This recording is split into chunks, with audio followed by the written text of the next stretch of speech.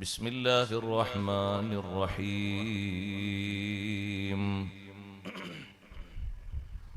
ولولا فضل الله عليك ورحمته لهمت طائفة منهم أن يضلوك وما يضلون إلا أنفسهم وما يضرونك من شيء وأنزل الله عليك الكتاب والحكمة وعلمك ما لم تكن تعلم وكان فضل الله عليك عظيما صدق الله العلي العظيم صدق وصدق وبلغ رسوله النبي الكريم ونحن على ما قال ربنا من الشاهدين الشاكرين والحمد لله رب العالمين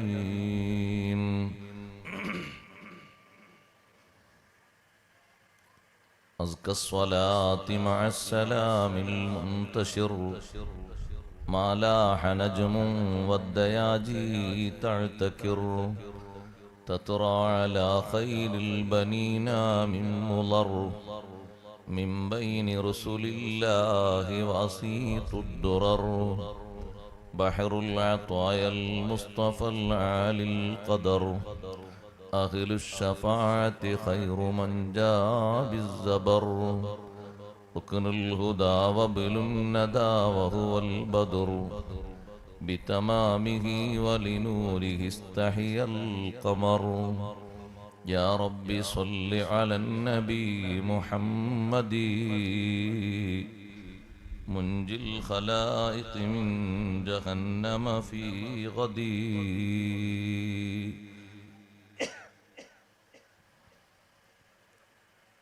സമാദരണീയരായ പണ്ഡിതന്മാരെ, ഉസ്താദുമാരെ, മുതഅല്ലിംകളെ, മാന്യ സഹോദരന്മാരെ, സഹോദരിമാരെ, സുഹൃത്തുക്കളെ, അൽഹംദുലില്ലാഹ്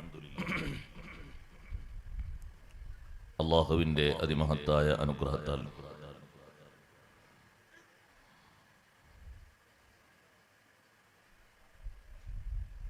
പരിശുദ്ധമായ റബീഉൽ അവ്വലിൽ തുടക്കം മുതൽ ഒടുക്കം വരെ ലോകത്തിൻ്റെ നേതാവ് സയ്യിദുനാ റസൂലുള്ളാഹി സ്വല്ലല്ലാഹു അലൈഹി വസല്ലം തങ്ങളുടെ മഹത്വങ്ങൾ ഏറെ പാടുകയും പറയുകയും കേൾക്കുകയും ചെയ്തു.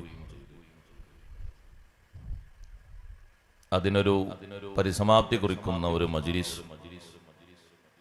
ഇവിടെ സംഘടിപ്പിക്കപ്പെട്ടിരിക്കുകയാണ്.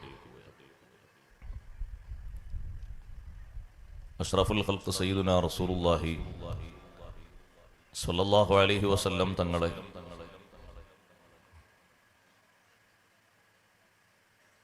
ഏറെ വായിക്കുകയും പഠിക്കുകയും ചെയ്യുക എന്നത് വിശ്വാസികളായ നമ്മുടെ ഏറ്റവും പ്രധാനപ്പെട്ട ബാധ്യതയാണ്.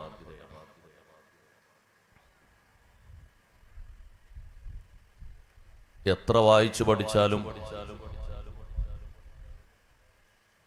തീർക്കാൻ കഴിയാത്ത ഒരു വിശുദ്ധ ചരിത്രം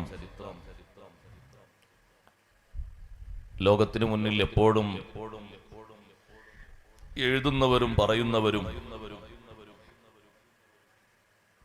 അവരവരുടെ കഴിവിനനുസരിച്ച് എഴുതി പറഞ്ഞു മതിയാക്കി എന്നതല്ലാതെ പൂർത്തിയാക്കി എന്ന് പറയാൻ കഴിയുന്ന ഒരാളും വന്നിട്ടില്ല, വരാൻ ചാൻസുമില്ല. അഷ്റഫുൽ ഖൽഖ് സ്വല്ലല്ലാഹു അലൈഹി വസല്ലം അവിടുത്തെ അവദാനങ്ങൾ ഏറ്റവും അധികം ലോകത്ത് പ്രചരിപ്പിക്കുന്നത് അള്ളാഹുവിൻ്റെ പരിശുദ്ധ ഖുർആനാണ്. ആ ഖുർആനിൽ അവിടുത്തെ മഹത്വങ്ങൾ എണ്ണിപ്പറഞ്ഞ കൂട്ടത്തിൽ പലയിടങ്ങളിലായി അല്ലാഹു സുബ്ഹാനഹു വ തആല നമ്മെ ഓർമ്മപ്പെടുത്തിയ ഉണർത്തിയ ഒരു വിഷയമാണ് അവിടുത്തെ ഇൽമ്. ആമുഖമായി ഞാനൊരു കാര്യം ഓർമ്മപ്പെടുത്തുന്നത്, ദീനിയായ ഇൽമുമായി ബന്ധപ്പെട്ട് നമ്മുടെ സമൂഹത്തിന് അശ്രദ്ധ സംഭവിച്ചുകൂടാ. ദീനിയായ ഇൽമു പഠിപ്പിക്കുന്നതിലും അതിന് പ്രചോദനം നൽകുന്നതിലും മുൻഗാമികൾ ശ്രദ്ധിച്ചതുപോലെ, ഉത്സാഹിച്ചതുപോലെ ഏറ്റവും കൂടുതൽ ശ്രദ്ധിക്കുകയും ഉത്സാഹിക്കുകയും ചെയ്യണം. ഓരോ കുടുംബത്തിലും ഏറ്റവും ചുരുങ്ങിയത് ഒരു മികവുള്ള ആലിമ് ഉണ്ടായേ തീരും. ചിലർ ചോദിക്കും, ഉസ്താദെ ഇവിടെ തന്നെ നോക്ക്, നിങ്ങൾ എത്ര മുത്താലിമുകളാ. ഇങ്ങനെ നമ്മുടെ ജില്ലയിലും സ്റ്റേറ്റിലൊക്കെ കോളേജുകളും ദർസുകളും നോക്കുമ്പോൾ ആളുകളൊക്കെ അത്യാവശ്യം മതി എന്ന രീതിയിലല്ലേ തോന്നുന്നത്? അല്ല. എന്താ അങ്ങനെ പറയാൻ കാരണം? ഇപ്പോഴും സഹോദരങ്ങളെ, ഓരോ കുടുംബങ്ങളിലേക്ക് വിവിധ വിഷയങ്ങളുമായി ബന്ധപ്പെട്ട് നാം കടന്നു ചെല്ലുമ്പോഴാണ് വിവരക്കുറവിന്റെ കാര്യം മനസ്സിലാകുന്നത്. നല്ലോണം വിവരമുള്ള ആളുകൾ, ഇൽമുള്ള ആളുകൾ പഴയകാലത്തെ പോലെ ആലിമൊന്നും ആയിട്ടില്ലെങ്കിലും ഫത്ഹുൽ മുഈനും അതുപോലെയുള്ള കിതാബുകളൊക്കെ ഓതി പഠിച്ച് തഴക്കമുള്ള സാധാരണക്കാരുണ്ടെങ്കിൽ വലിയ പേടില്ലായിരുന്നു. അതേ സമയത്ത് ഉണർത്തിക്കൊടുക്കാൻ ശരിയായ ഇൽമില്ലെങ്കിൽ അബദ്ധങ്ങൾ ഒരുപാട് സംഭവിക്കും. ഇപ്പൊ അടുത്തൊരു സ്ഥലത്ത് വലിയ സന്തോഷത്തോടുകൂടെ നടത്തുന്ന ഒരു സദ്യയാണല്ലോ അഖീഖ എന്ന് പറയുന്നത്. 10 സദ്യകൾ സുന്നത്തുണ്ട്, പക്ഷെ പലതും സുന്നത്തായി പുറത്ത് കാണാറില്ല എന്നേ ഉള്ളൂ, അല്ലേ? മാർക്കം നടത്തിയാൽ ഒരു വലീമത്ത് സുന്നത്തില്ലേ? ആരാ കൊടുക്കാറുള്ളത്? കിട്ടുന്ന ഡ്രസ്സും മുട്ടായൊക്കെ വാങ്ങിക്കുന്നല്ലാതെ മാർക്കം ചെയ്ത് വന്നാൽ ഒരു വലീമത്ത് സുന്നത്തുണ്ട്. വലീമത്ത് എന്ന് പറഞ്ഞാൽ കല്യാണത്തിന് മാത്രമൊന്നുമല്ല. അൽ വലാഇമു അശ്റുൻ, വലീമത്തുകൾ 10 എണ്ണമുണ്ട്.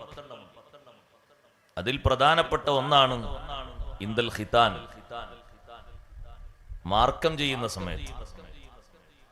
അതിനു മുമ്പേ ആദ്യം വരുന്ന ഒന്നാണ് അഖീഖ.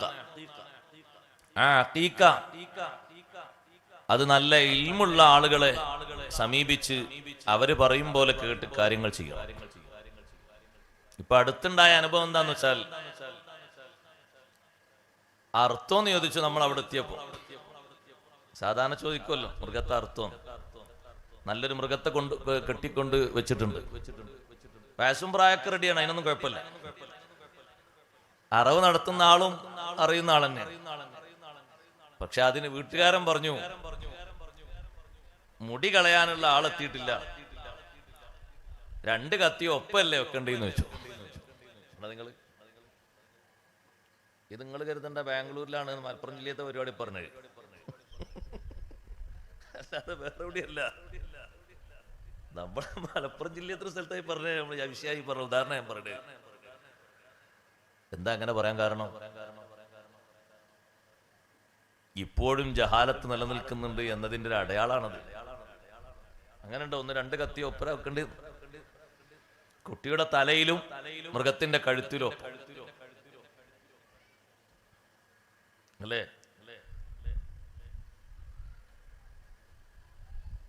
ഈ അറവ് നടത്തിക്കഴിഞ്ഞ് മുടി കളയുന്ന വിഷയം, മുടി കളയുന്ന ആള് വന്ന് അതതിന്റെ സമയത്തും കാര്യങ്ങളും നടത്തുന്നതിന് പകരം ആളുകൾ പൊതുവെ മനസ്സിലാക്കി വെച്ചിരിക്കുന്ന ഒരു അബദ്ധാണത്. എന്ത്? 2 കത്തിയോ ഒപ്പം വെക്കണം. അപ്പൊ ഞാൻ അദ്ദേഹത്തോട് പറഞ്ഞു, അങ്ങനല്ല ചെയ്യേണ്ടത്, അങ്ങനൊന്നുമല്ലല്ലോ. കിതാബിൽ നമ്മൾ ഓതി പഠിച്ചോന്നോ 2 കത്തി ഒപ്പം വെക്കണം എന്നല്ലല്ലോ. അപ്പൊ പിന്നെ എവിടുന്നാ ഇത് വന്നതെന്ന് ചോദിക്കുമ്പോ അത് അറവിന്റെ ആള് പറഞ്ഞു കൊടുത്തൊരു സംഗതിയാണ്. അറവിന്റെ ആള് മൊയ്ലിയരും കിതാബ് ഓതി പഠിച്ച ആളൊന്നുമല്ല. അയാൾക്ക് അറക്കാൻ അറിയും, അറവ് നടത്താൻ അറിയും. എങ്ങനെ അറവ് നടത്തേണ്ടത്, എന്തെല്ലാം മുറിയണം, ആ സമയത്ത് ചൊല്ലൽ സുന്നത്തുള്ള ദിക്റുകൾ, അതൊക്കെ അറിയാം. എങ്ങോട്ടാ തിരിച്ചു നടത്തേണ്ടതെന്ന് ആവശ്യമൊക്കെ അറിയാം. പക്ഷെ അതിന്റെ സുന്നത്ത് ആ രൂപം പോലെ പാലിക്കേണ്ടടുത്ത് ആളുകൾ മനസ്സിലാക്കി വെച്ചത് ഇങ്ങനെയാണ്. അതേ രൂപത്തിൽ തന്നെ നിങ്ങൾ നോക്ക്, അവിടെ മുടി കളയുന്ന സ്ഥലത്ത് ഈ കളയുന്ന മുടി, വടിച്ചെടുക്കുന്ന മുടി, അത് തൂക്കിയിട്ട് അതിന്റെ തൂക്കത്തിന് സ്വർണമോ വെള്ളിയോ സ്വതക്ക ചെയ്യൽ സുന്നത്തുണ്ട്, അല്ലേ? സുന്നത്തുണ്ട്. അപ്പൊ മുടി വടിച്ചു കളഞ്ഞാലും മുടി എന്താ ചെയ്യാ? മുടി അവിടെ ഭദ്രമായി സൂക്ഷിക്കാണ്. എന്തിനാ സൂക്ഷിക്കുന്നത്? ഒന്നിനുമല്ല, സൂക്ഷിക്കുന്നത് ഈ തൂക്കാനാണ്. ഇത് കഴിഞ്ഞാൽ അത് കുഴിച്ചു മൂടണം, അതാണ് അതിന്റെ സുന്നത്ത്. അല്ല പെട്ടിയിലാക്കി തൂക്കി എടുത്തക്കൽ സുന്നത്തൊന്നുമില്ല. തൂക്കണ സമയം വരെ അത് എടുത്തു വെക്കും. തൂക്കം കിട്ടിയാൽ അതിനിത്ര ടൈമൊന്നും വേണ്ട, അത് കുഴിച്ചു മൂടണം. ഈ മുടി കൊണ്ടുപോയിട്ട് സഹോദരങ്ങളെ എന്താ പണിയെന്ന് ചോദിക്കുമ്പോ അത് പുഴയിൽ വയ്ക്കാൻ കൊണ്ടുപോവാണ്. അതെന്താ ഏർപ്പാട്? അങ്ങനെ ഉണ്ടോന്ന് ആരംഭം എന്നുള്ള ഒരു സുന്നത്ത്, കുഴിച്ചു മൂടലല്ലേ സുന്നത്ത്. നഖം വെട്ടിയാൽ എന്താ ചെയ്യേണ്ടത്? അത് കുഴിച്ചു മൂടണം. പുരുഷന്മാരുടേത് കുഴിച്ചു മൂടൽ സുന്നത്താണ്, സ്ത്രീകളുടേത് കുഴിച്ചു മൂടൽ നിർബന്ധമാണ്. ഒഴിവാക്കി പോകുന്ന മുടിയും വെട്ടിക്കളയുന്ന നഖമൊക്കെ. മുടി ഇങ്ങനെ വാർന്നിട്ട് ഉണ്ടാക്കിയിട്ട് ഒരു ഭാഗത്ത് ഇങ്ങനെ വർക്കത്തിന് വെക്കരുത്, അത് കുഴിച്ചു മൂടിക്കളയണം. ചില സ്ഥലത്തൊക്കെ ചെന്നാൽ, റൂമിന്റെ ഉള്ളിലൊക്കെ ചെന്നാൽ ഫാൻ അങ്ങോട്ട് ഇട്ടാൽ വർക്കത്തിന് ഓരോ ഭാഗത്തുനിന്ന് ഓരോ ഉണ്ട വരും. അത് വാർന്നു വെച്ച ഉണ്ടകളാണ്. അത് ശരി, വാർന്നു വെക്കുമ്പോൾ ഉണ്ട വന്നാൽ കുഴപ്പമൊന്നുമില്ല. പക്ഷെ അത് എടുത്തു വെക്കലല്ല, അത് കുഴിച്ചു മൂടണം. അത് നിർബന്ധമാണ്. സ്ത്രീയുടെ ശരീരത്തിൽ നിന്ന് കളയുന്നതൊക്കെ അങ്ങനെയാണ്. നഖം അത് വെട്ടിയിട്ട് പല ഭാഗത്തേക്കും തെറിപ്പിച്ച് കളയാൻ പാടില്ല. അതിലൊരുപാട് സംഗതികളുണ്ട്. അത് പറഞ്ഞിടത്ത് തന്നെ മഹാന്മാരായ പണ്ഡിതന്മാർ പഠിപ്പിച്ചു. നഖത്തിലൂടെ സിഹിർ ചെയ്യുന്ന ഒരു വിഭാഗമുണ്ട് ശൈത്താന്മാരുടെ കൂട്ടത്തിൽ. സിഹിറിന് വേണ്ടി ഉപയോഗിക്കുന്ന അവശിഷ്ടങ്ങളിൽ ഒന്നാണ് നഖം. ഈ ഒറ്റ കുട്ടി നഖം അവിടെ ഇവിടെയും കളിയില്ല. കാരണം സിഹിർ എന്ന് പറഞ്ഞാൽ അത്രയും വലിയ പീടിയല്ലേ. അല്ലോ, ഈ സിഹിർ വരുന്ന പറയുമ്പോൾ പിന്നെ പേടിയായി പോയി. അതിന് ഉപയോഗപ്പെടുത്തിയിട്ടുണ്ട് പഴയ കാലത്ത് ഒഴിവാക്കപ്പെടുന്ന നഖങ്ങൾ. അതുകൊണ്ട് നഖങ്ങൾ അങ്ങനെ വെട്ടി മുറിച്ച് ഒഴിവാക്കേണ്ടതല്ല, അത് കുഴിച്ചു മൂടണം. മറ്റൊരു സംഗതി, ഈ സുന്നത്തായ അമല് ചെയ്തു എന്നതിന് കുഴിച്ചു മൂടിയ സ്ഥലം നാളെ പാരത്രിക ലോകത്ത് നമുക്ക് സാക്ഷി നിൽക്കും. യൗമ ഇദിൻ തുഹദ്ദിസു അഖ്ബാറഹാ. അന്ന് ജനങ്ങളൊക്കെ പുറത്തേക്ക് വന്ന് കൂട്ടം കൂട്ടമായി മഹ്ശറിൽ നിൽക്കുമ്പോൾ ഭൂമി അതിന്റെ വാർത്തകൾ വായിക്കുന്ന ഒരു ദിനം. എന്താണ് ആ ഭൂമി വായിക്കുന്നത്? ഭൂമിയുടെ ഉപരിഭാഗത്ത് ചെയ്ത നന്മയും വായിക്കും, തിന്മയും വായിക്കും. ആ ഭൂമി സാക്ഷിയാകുന്ന ഒരു സംഗതിയാണ്. ഇയാൾ ഈ സുന്നത്തായ അമല് നിർവഹിച്ചിട്ടുണ്ട്, കുഴിച്ചു മൂടിയ സ്ഥലം അത് സാക്ഷി നിൽക്കും. അതുകൊണ്ട് ഓരോ 10 ദിവസവും കൂടുമ്പോ നഖം മുറിച്ചു കളയണം. മുറിച്ചു കളയുന്നവർ തന്നെ ഒരൊറ്റ നഖവും ബർക്കത്തിന് ബാക്കി വെക്കരുത്, മുറിക്കാതെ. അങ്ങനെ വെക്കരുത്. എല്ലാ നഖവും മുറിക്കണം. ഏതെങ്കിലും ഒരു നഖം മുറിക്കാതെ ബാക്കി വെക്കാൻ പാടില്ല. നഖം മുറിക്കാതെ ബാക്കി വെക്കുന്നത് റഹ്മത്തിന്റെ മലക്കുകൾ അകന്നു പോകാനുള്ള വലിയൊരു കാരണമാണ്. അഷ്റഫുൽ ഖൽഖ് സയ്യിദുനാ റസൂലുള്ളാഹി സ്വല്ലല്ലാഹു അലൈഹി വസല്ലം. അഷ്റഫുൽ ഖൽഖ് സയ്യിദുനാ റസൂലുള്ളാഹി ഉറക്ക സ്വലാത്തല്ലണം. ഈ ചില വെള്ളിയാഴ്ച പള്ളിയിൽ കുത്തുപോകും പോലെ ആകരുത്. സ്വലാത്ത് ഉറക്ക ചൊല്ലണം. ചില പള്ളിയിൽ കുത്തുപോകാൻ വലിയ ബുദ്ധിമുട്ടാണ്. കാരണം ഒക്കെ അങ്ങനെ ഇരിക്കുന്നുണ്ടാകും. ബിരുദം കൊടുക്കാൻ പറ്റും, നൗമി ബിരുദം എല്ലാവർക്കും. ബിരുദത്തിന് പുതിയ പേരായിക്കോട്ടെ, ഇല്ലെങ്കിൽ ആരെങ്കിലും സ്വീകരിച്ചോളെ. എല്ലാവർക്കും കൊടുക്കാൻ പറ്റും. വെള്ളിയാഴ്ച ജുമാക്കറിനൊക്കെ നൗമി പുതിയ ബിരുദം. ഒക്കെ ഉറങ്ങാനാ പള്ളിയിലേക്ക് വരുന്നത്. സ്വലാത്ത് ഉറക്കെ ചെല്ലണ്ടേ? അങ്ങനല്ലേ മഹാന്മാര് പഠിപ്പിച്ചത്? സ്വലാത്ത് കൊണ്ട് ശബ്ദം ഉയർത്തണം അല്ലേ? എന്നിട്ട് എവിടെ ഉയർത്തൽ? നിങ്ങളെ പള്ളി ഉയർത്തൽ എന്തിനാണ് പിന്നെ കൂടുന്നത്? കാരണവന്മാരായിട്ട് ചില ആൾക്കാരാണ് അങ്ങനെ ഇരിക്കുന്നത്. ഞാൻ ചിലപ്പോഴൊക്കെ പറയാം അവർക്ക് മരിച്ചൂടെ, ഉറക്കെ സ്വലാത്ത് ചൊല്ലണം. എന്താ തൊള്ളയിലെന്താ പിണ്ണാക്കുണ്ടോ? അത് ചെല്ലാതെ അമീറുൽ മുഅ്മിനീൻ എന്ന് കേൾക്കുമ്പോൾ കാണാൻ റളിയല്ലാഹു അൻഹു ഉറക്കെ ചൊല്ലണതാണ്. അറിയില്ല നിങ്ങൾ?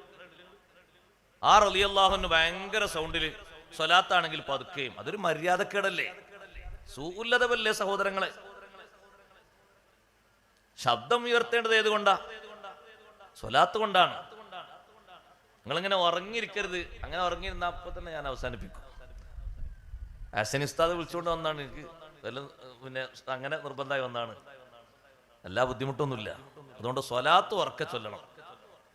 അത് രണ്ടാളിരിക്കുകയാണെങ്കിൽ രണ്ടാള്, 150, 200, 300 ആൾ വേണമെന്നുള്ള നിർബന്ധമൊന്നുമില്ല. അങ്ങനെ ഒരു നിർബന്ധമില്ല. ഇരിക്കുന്നവർ കേൾക്കുന്നവർ സ്വലാത്ത് ഉറക്കെ ചൊല്ലിക്കൊള്ളണം. ബഖീലാകാൻ പാടില്ല. ആരാ ബഖീല്? അൽ ബഖീലു മൻ ദുക്കിർതു ഇൻദഹു ഫലം യുസല്ലി അലയ്യ. എന്നെ കേട്ടിട്ട്, എന്റെ ഇസ്മ കേട്ടിട്ട് സ്വലാത്ത് ചെല്ലാത്തവനാണ് ബഖീൽ. വെള്ളിയാഴ്ച ഇസ്മല്ല ലമീറിനടക്കം സ്വലാത്തല്ലണമെന്നല്ലേ പറഞ്ഞത്? ഇസ്മിനെ അല്ലേ വലിയ ഭാഗ്യ, പിന്നെ ലമീറിന് അലൈഹി, സല്ലല്ലാഹു അലൈഹി എന്ന് കേൾക്കുമ്പോ അതിന് ചൊല്ലണം. എന്ത്? സല്ലല്ലാഹു അലൈഹി വസല്ലം. വഅലാ ആലിഹി അവിടെയും ചൊല്ലണം. എന്ത്? ഖത്തീബ് ചൊല്ലിത്തന്നെങ്കിലേ ചൊല്ലു, കേൾക്കണമെന്ന് പറഞ്ഞേ. വസ്വഹ്ബിഹി അവിടെയും ചൊല്ലണം സ്വലാത്ത്. പക്ഷെ അതൊന്നും ഇല്ലെങ്കിലും സഹോദരങ്ങളെ, ആ ഇസ്മിനെങ്കിലും ഒന്ന് ചൊല്ലണ്ടേ? എല്ലാവരും വെള്ളിയാഴ്ച ഉറക്ക സ്വലാത്തല്ലണം. നിങ്ങൾ ഒരാൾ ഉറക്ക ചൊല്ലിയിട്ട് ആ ഉറക്ക കേട്ടിട്ട് വേറെ ആരെങ്കിലും ചൊല്ലിയാൽ അന്നത്തെ ദിവസം നിങ്ങൾ വിജയിച്ചു. നിങ്ങളൊരു ഉറക്ക സ്വലാത്ത് കേട്ടിട്ട് അപ്പുറത്തൊരു 5 ആള് ചൊല്ലി, അവരൊക്കെ ഒന്ന് ഉണർന്നു, ഉറക്ക സ്വലാത്തല്ലുന്നവരായി. നിങ്ങൾ ആ സ്വലാത്തിനെ അവിടെ സജീവമാക്കിയതിന് അല്ലാഹു സുബ്ഹാനഹു വ തആല പ്രത്യേക ആദരവ് തരും. സ്വലാത്ത് ഉറക്ക ചൊല്ലണം. സയ്യിദുനാ റസൂലുള്ളാഹി സ്വല്ലല്ലാഹു അലൈഹി വസല്ലം ആ സ്വലാത്ത് ഉറക്ക ചൊല്ലണം, പ്രത്യേകിച്ച് വെള്ളിയാഴ്ച. അതങ്ങനെ തന്നെ കൽപ്പിക്കപ്പെട്ടതാണ്. ഓരോ പ്രദേശത്തുള്ള കാരണവന്മാരും മുന്നിലെ സൊഫിൽ ഇരിക്കുന്ന ആളുകൾ അവർ ഉറക്ക സ്വലാത്തല്ലണം. ഉറങ്ങരുത്. ഖുതുബ കേൾക്കുന്നത് വലിയൊരു ഇബാദത്താണ്. ഖുതുബ കേട്ടാൽ അള്ളാഹുവിന്റെ റഹ്മത്ത് ലഭിക്കൂലേ? അതിനല്ലേ ഇമാം റാസി റളിയല്ലാഹു അൻഹു തെളിവ് പറഞ്ഞത്, വഇദാ ഖുരിഅൽ ഖുർആനു ഫസ്തമിഉ ലഹു വഅൻസിതു ലഅല്ലകും തുർഹമൂൻ. ഈ മആശറൽ മുസ്ലിമീനെ വിളിക്കുന്ന ഒരാളില്ലേ, അവർ ഈ ആയത്ത് ഓതുന്നത് ആ ആയത്ത് ഖുതുബയുടെ വിഷയത്തിൽ വന്ന ആയത്തായിട്ടാണ്. അങ്ങനെയാണ് പണ്ഡിതന്മാർ അതിന് തഫ്സീർ എഴുതിയത്. അതിൽ പെട്ടൊരു മഹാനാണ് ഇമാം റാസി റളിയല്ലാഹു അൻഹു. വൈദാ ഖുരിഅൽ ഖുർആനു എന്നതിന് മഹാൻ അവர்கள் തഫ്സീർ എഴുതി, അയിൽ ഖുതുബത്തു. ഖുതുബക്ക് ഖുർആൻ എന്ന് പേര് വെക്കാനുള്ള കാരണം ഖുർആനിക ആയത്തുകളും ഉപദേശങ്ങളും ഉൾപ്പെട്ടതാണ് ഖുതുബ. അപ്പൊ ഖുതുബ നടത്തപ്പെടുമ്പോ ഫസ്തമിഉ ലഹു വഅൻസിതു, സാഗൂതം അത് ശ്രവിക്കണം, ശ്രദ്ധിക്കണം. കേട്ടാൽ മാത്രം പോരാ. അങ്ങനെയാണെങ്കിൽ പിന്നെ അങ്ങനെ പറയേണ്ടേയില്ല. ഫസ്തമിഉ ലഹു വഅൻസിതു, കേട്ടാൽ മാത്രം പോരാ, നല്ല ശ്രദ്ധയോടുകൂടെ കേൾക്കണം. അപ്പുറത്തേക്ക് ഇപ്പുറത്തേക്ക് സംസാരിച്ചാലും സംഗതി കേൾക്കും, കേൾവിണ്ടായാൽ മതി, അത് പോരാ. മൗനം പാലിച്ചുകൊണ്ട് തന്നെ കേൾക്കണം. ലഅല്ലകും തുർഹമൂൻ, നിങ്ങൾ റഹ്മത്ത് ചെയ്യപ്പെടുന്നവരാകാൻ വേണ്ടി, അള്ളാഹുവിന്റെ റഹ്മത്ത് നൽകപ്പെടുന്നവരാകാൻ വേണ്ടി. ഇപ്പൊ സഹോദരങ്ങളെ, അഷ്റഫുൽ ഖൽഖ് സയ്യിദുനാ റസൂലുള്ളാഹി സ്വല്ലല്ലാഹു അലൈഹി വസല്ലം തങ്ങൾ എന്തേനടുക്ക് പറഞ്ഞ സ്വലാത്ത് പറഞ്ഞപ്പോ ഒരു വിഷയം പറഞ്ഞാണ്. അതിന് മുമ്പ് എന്തേ പറഞ്ഞു? മറന്നുപോയോ? നഖം മുറിക്കാം. കുറച്ചു കാലം ജിബ്രീൽ അലൈഹിസ്സലാം വരാത്ത ഒരു സമയം ഉണ്ടായിരുന്നു. 40 ദിവസം. 40 ദിവസം ജിബ്രീൽ അലൈഹിസ്സലാമിൻ വരാത്ത, ജിബ്രീൽ അലൈഹിസ്സലാമിനെ കാണാൻ തങ്ങൾക്ക് വല്ലാതെ ആഗ്രഹം ഉണ്ടായ ഒരു സമയം. അപ്പൊ മക്കയിലെ ചില ആളുകളൊക്കെ ചോദിക്കുന്നുണ്ട്, അല്ല എന്താപ്പങ്ങളെ ശൈത്താനെ കാണാത്തത്? മക്കയിലെ മുശ്രിക്കുകൾ അങ്ങനെ വിളിച്ചിരുന്നു. കാരണം അവരുടെ രഹസ്യങ്ങളും അവരെ വിഷയങ്ങളൊക്കെ ജിബ്രീൽ അലൈഹിസ്സലാം എത്തിച്ചു കൊടുക്കുന്നുണ്ട്. ജിബ്രീലിനോട് അവർക്ക് ഭയങ്കര താല്പര്യമാണ്. അതുകൊണ്ട് ജിബ്രീൽ അലൈഹിസ്സലാമിനോടുള്ള ദേഷ്യം കൊണ്ട് അവർ ചോദിക്കുകയാണ്, എന്താ അപ്പൊ ശൈത്താനെ കാണാത്തത്? നിങ്ങളെ ഒഴിവാക്കിയോ? റബ്ബ് നിങ്ങളെ ഒഴിവാക്കിയോ? നിങ്ങളെ റബ്ബിന് വേണ്ടേ?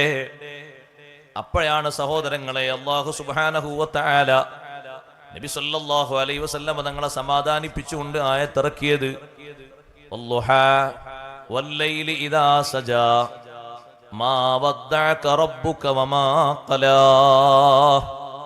വല്ലുഹാ, ലുഹാ സമയത്ത് നല്ലവണ്ണം പ്രകാശിക്കുന്ന സൂര്യപ്രകാശം പോലെ വർണ്ണിച്ചാൽ വർണ്ണിച്ച് തീർക്കാൻ കഴിയാത്ത പൂമുഖം തന്നെയാണ് സത്യം. അങ്ങനെ ഒരു തഫ്സീറുണ്ട്, അതനുസരിച്ചാണ് അങ്ങനെ അർത്ഥം വെച്ചത്. വേറെയും തഫ്സീറുണ്ട്. വല്ലൈലി ഇദാ സജാ, രാത്രി ഇരുൾ മുറ്റിയാൽ എന്തൊരു സൗന്ദര്യമുണ്ട്. അതുപോലെ സൗന്ദര്യമുള്ള കേശമുള്ള നബിയെ, അങ്ങയുടെ മുഖത്താണ് ഏറ്റവും സൗന്ദര്യമുള്ള കേശമുള്ളത്.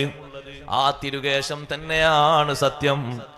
മാ വദ്ദഅക റബ്ബുക വമാ ഖലാ, അങ്ങയുടെ റബ്ബ് തങ്ങളെ ഉപേക്ഷിച്ചിട്ടില്ല, അങ്ങയോട് ഒരു നിലക്കും ഒരു വിരോധവും വെച്ചിട്ടില്ല. ജിബ്രീൽ അലൈഹിസ്സലാം വന്നപ്പോ പറഞ്ഞു, ജിബ്രീലേ, നിങ്ങളെ കാണാൻ എനിക്ക് വല്ലാതെ ആഗ്രഹമായി പോയി, എന്തേ നിങ്ങൾ വരാതിരുന്നത്? ജിബ്രീൽ അലൈഹിസ്സലാം അവിടെ 3 കാരണങ്ങൾ പറഞ്ഞു എന്ന് ഇമാം റാസി റളിയല്ലാഹു അൻഹു വിശദീകരിക്കുന്നുണ്ട്.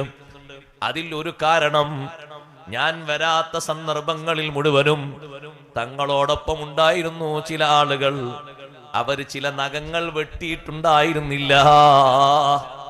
നഖങ്ങൾ വെട്ടാത്ത ചില ആളുകൾ തങ്ങളോടൊപ്പം ഉണ്ടായിരുന്നു. അത് എനിക്ക് വരാനുള്ളതിനൊരു തടസ്സമായി മാറി. ഒരു നഖവും വെട്ടാതെ ഉപേക്ഷിക്കരുത്. തള്ളവിരലിന്റെ നഖമാണെങ്കിലും ചെറിയ വിരലിന്റെ നഖമാണെങ്കിലും മുഴുവനും വെട്ടണം. വെട്ടാൻ പറഞ്ഞ സമയങ്ങളിൽ ആ ഭാവങ്ങളിൽ തന്നെ വെട്ടണം. വെട്ടിയതിനു ശേഷം അതൊരു ചെറിയ കുഴി കുഴിച്ചതിൽ കുഴിച്ചു മൂടണം. ആ സമയത്തുള്ള സുന്നത്തുകളൊക്കെ പാലിക്കണം. നഖം വെട്ടാതെ ഒരു നഖവും ഉപേക്ഷിക്കരുത്. പണ്ഡിതന്മാര് പഠിപ്പിച്ചില്ലേ, വെട്ടാത്ത ഒരു നഖം ഏതെങ്കിലും ഒരാളെ ശരീരത്തിൽ പറ്റിയിട്ട് പരിക്ക് പറ്റിയാൽ, മുറിവ് പറ്റിയാൽ, മുറിവ് മാറുന്നത് വരെയുള്ള ചികിത്സക്കുള്ള കാശ് നഖം വളർത്തിയവൻ കൊടുക്കണം. അങ്ങനെ വേണ്ട, വലിയ നഖം കൊണ്ട് നടന്നിട്ട് ആളുകളെ ശരീരത്തിൽ കോറിപ്പോയാല് ഇത് വിഷല്ലേ? അത് വിഷാംശത്തിൽ ഏതെങ്കിലും ചെറിയൊരു അംശം കണ്ടിട്ട് ടൈം എടുത്താൽ, അത് ഷുഗറൊക്കെ ഉള്ള ആളെ കുറച്ചുകൂടി ടൈം എടുക്കും. അപ്പൊ അത്രയും അയാൾ നഖം വർത്താൻ വന്നു. നഖം ആ ടൈം ആകുമ്പോഴേക്ക് വെട്ടണം. നഖം വെട്ടാത്ത ആളുകൾ കൂടെ ഉണ്ടായിരുന്നു, അതുകൊണ്ടാ വരാതിരുന്നത് എന്ന് 3 കാരണങ്ങളിൽ ഒരു കാരണമായി പറഞ്ഞപ്പോ സത്യത്തിൽ അത് വളരെ മോശപ്പെട്ട സംഗതിയാണ്. നഖം അതിന്റെ സമയമാകുമ്പോഴേക്ക് വെട്ടണം. അഷ്റഫുൽ ഖൽഖ് സല്ലല്ലാഹു അലൈഹി വസല്ലം പഠിപ്പിച്ച സുന്നത്താണ്. വെട്ടിയാൽ അത് അങ്ങനെ പുറത്തേക്ക് അങ്ങനെ വലിച്ചു കളയരുത്, കുടിച്ചു മൂടണം. വെട്ടിയ ഉടനെ തന്നെ കൈകൾ കഴുകണം, വൃത്തിയാക്കണം. വെള്ളിയാഴ്ച ഭംഗിയാകുന്ന കൂട്ടത്തിൽ പ്രത്യേകം ഉണർത്തിയത് കൂടിയാണത്. വെള്ളിയാഴ്ചയാണ് അതിന് സമയമായതെങ്കിൽ വെള്ളിയാഴ്ച ചെയ്യണം, അല്ലെങ്കിൽ വ്യാഴാഴ്ചയാക്കണം, അല്ലെങ്കിൽ തിങ്കളാഴ്ചയാകണം. ഈ സമയങ്ങളിൽ ഏതെങ്കിലും ഒന്ന് തെരഞ്ഞെടുത്ത് നഖം വെട്ടണം, നിശ്ചയിച്ച സമയങ്ങളിൽ. സഹോദരങ്ങളെ, കൈയിന്റെയും കാലിന്റെയും നഖങ്ങൾ അങ്ങനെ വെട്ടണം. ഏതെങ്കിലും ആളുകൾ വെട്ടാത്ത ഒരു നഖവുമായിട്ട് ഇങ്ങനെ പ്രത്യക്ഷപ്പെടുന്ന കണ്ടപ്പോൾ അത് പകർത്തരുത് എന്നർത്ഥം.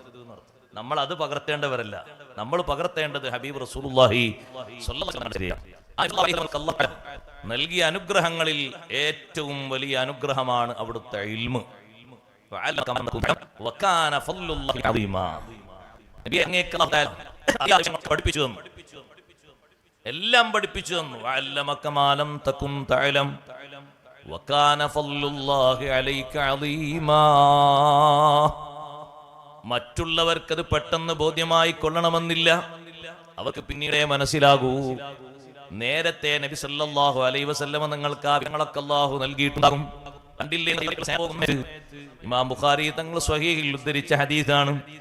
ഖൈബറിലേക്ക് ഇങ്ങനെ ആളുകൾ പോകുമ്പോ ധീരനായ ഒരു മനുഷ്യൻ, നല്ല വെട്ടി പടർത്തിയിട്ട് വിജയം സമ്മാനിക്കുന്ന ഒരു മനുഷ്യൻ, അദ്ദേഹത്തിന്റെ പേരിൽ ശാരീരിക വ്യത്യസ്ത അഭിപ്രായം പറഞ്ഞിരിക്കട്ടെ, മുന്നോട്ട് നീങ്ങിക്കൊണ്ടിരിക്കുമ്പോ നബി സല്ലല്ലാഹു അലൈഹി വസല്ലം തങ്ങൾ പറഞ്ഞു, അതാ മിന്നാറു, ഈ പോകുന്ന ആള് നരകക്കാരിൽപ്പെട്ട ആളാണ്.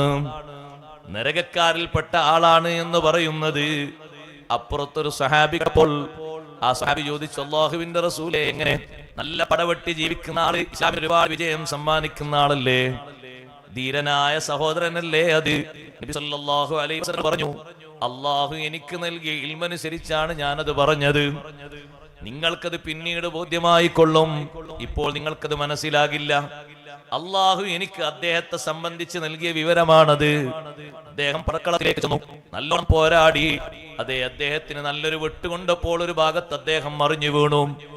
അപ്പോൾ നേരത്തെ മനസ്സിൽ ആശങ്ക വന്ന ആള് നബി സല്ലല്ലാഹു അലൈഹി വസല്ലം ഞങ്ങളെ മുന്നിൽ വന്നിട്ട് പറയാണ്, അല്ലാഹുവിന്റെ റസൂലേ, നിങ്ങൾ അദ്ദേഹത്തെ പറ്റി നരകക്കാരിൽപ്പെട്ട ആളാണ് എന്ന് പറഞ്ഞില്ലേ? അദ്ദേഹം അതാ നല്ലോണം പടവരുതിയിട്ട് ഒരു ഭാഗത്ത് അവിടെ വെട്ടേറ്റ് മരണപ്പെട്ടു എന്നാണ് തോന്നുന്നത്. നബി സല്ലല്ലാഹു അലൈഹി വസല്ലം നിങ്ങൾ പറഞ്ഞു, മരിച്ചിട്ടില്ല. നിങ്ങൾ പോയി ശരിക്കും ശ്രദ്ധിക്കണം, അദ്ദേഹം മരിച്ചിട്ടില്ല, വെട്ടുകൊണ്ടൊരു ഭാഗത്ത് കിടക്കുകയാണ്. ആ സ്വഹാബിയെ പറഞ്ഞയച്ചപ്പോൾ വെട്ടേറ്റു എന്ന കാരണം കൊണ്ട് ഇത്രയും കാലം നല്ലോണം പടവരുതിയിട്ട് എനിക്കൊരു വെട്ടും കൊണ്ടില്ലായിരുന്നല്ലോ, ഇപ്പൊ ഒരു വെട്ടേറ്റല്ലോ എന്ന നിലക്ക് ആ മനുഷ്യൻ അതാ തന്റെ വാള് അതിന്റെ മൂർച്ചയുള്ള ഭാഗം മലർക്കെ വെച്ച് ആ വാളിന്റെ മേലെ ശരീരം അങ്ങ് അമർത്തി വെച്ചുകൊണ്ട് ആത്മഹത്യ ചെയ്തു. ഈ രംഗം നോക്കിക്കണ്ട് നിൽക്കുന്ന സ്വഹാബി ഉറക്കെ വിളിച്ചു പറഞ്ഞു, അഷ്ഹദു അന്നക റസൂലുള്ളാഹ്, ഉറപ്പിച്ച് ഞാൻ പറയുന്നു നബിയെ, അവിടുന്ന് അല്ലാഹുവിന്റെ റസൂൽ തന്നെയാണ് എന്ന്. നേരത്തെ വരുമ്പോൾ തങ്ങൾ പറഞ്ഞല്ലോ ഇദ്ദേഹം നരകക്കാരിൽപ്പെട്ട ആളാണ് എന്ന്. എനിക്കത് ഇപ്പോൾ ബോധ്യമായി.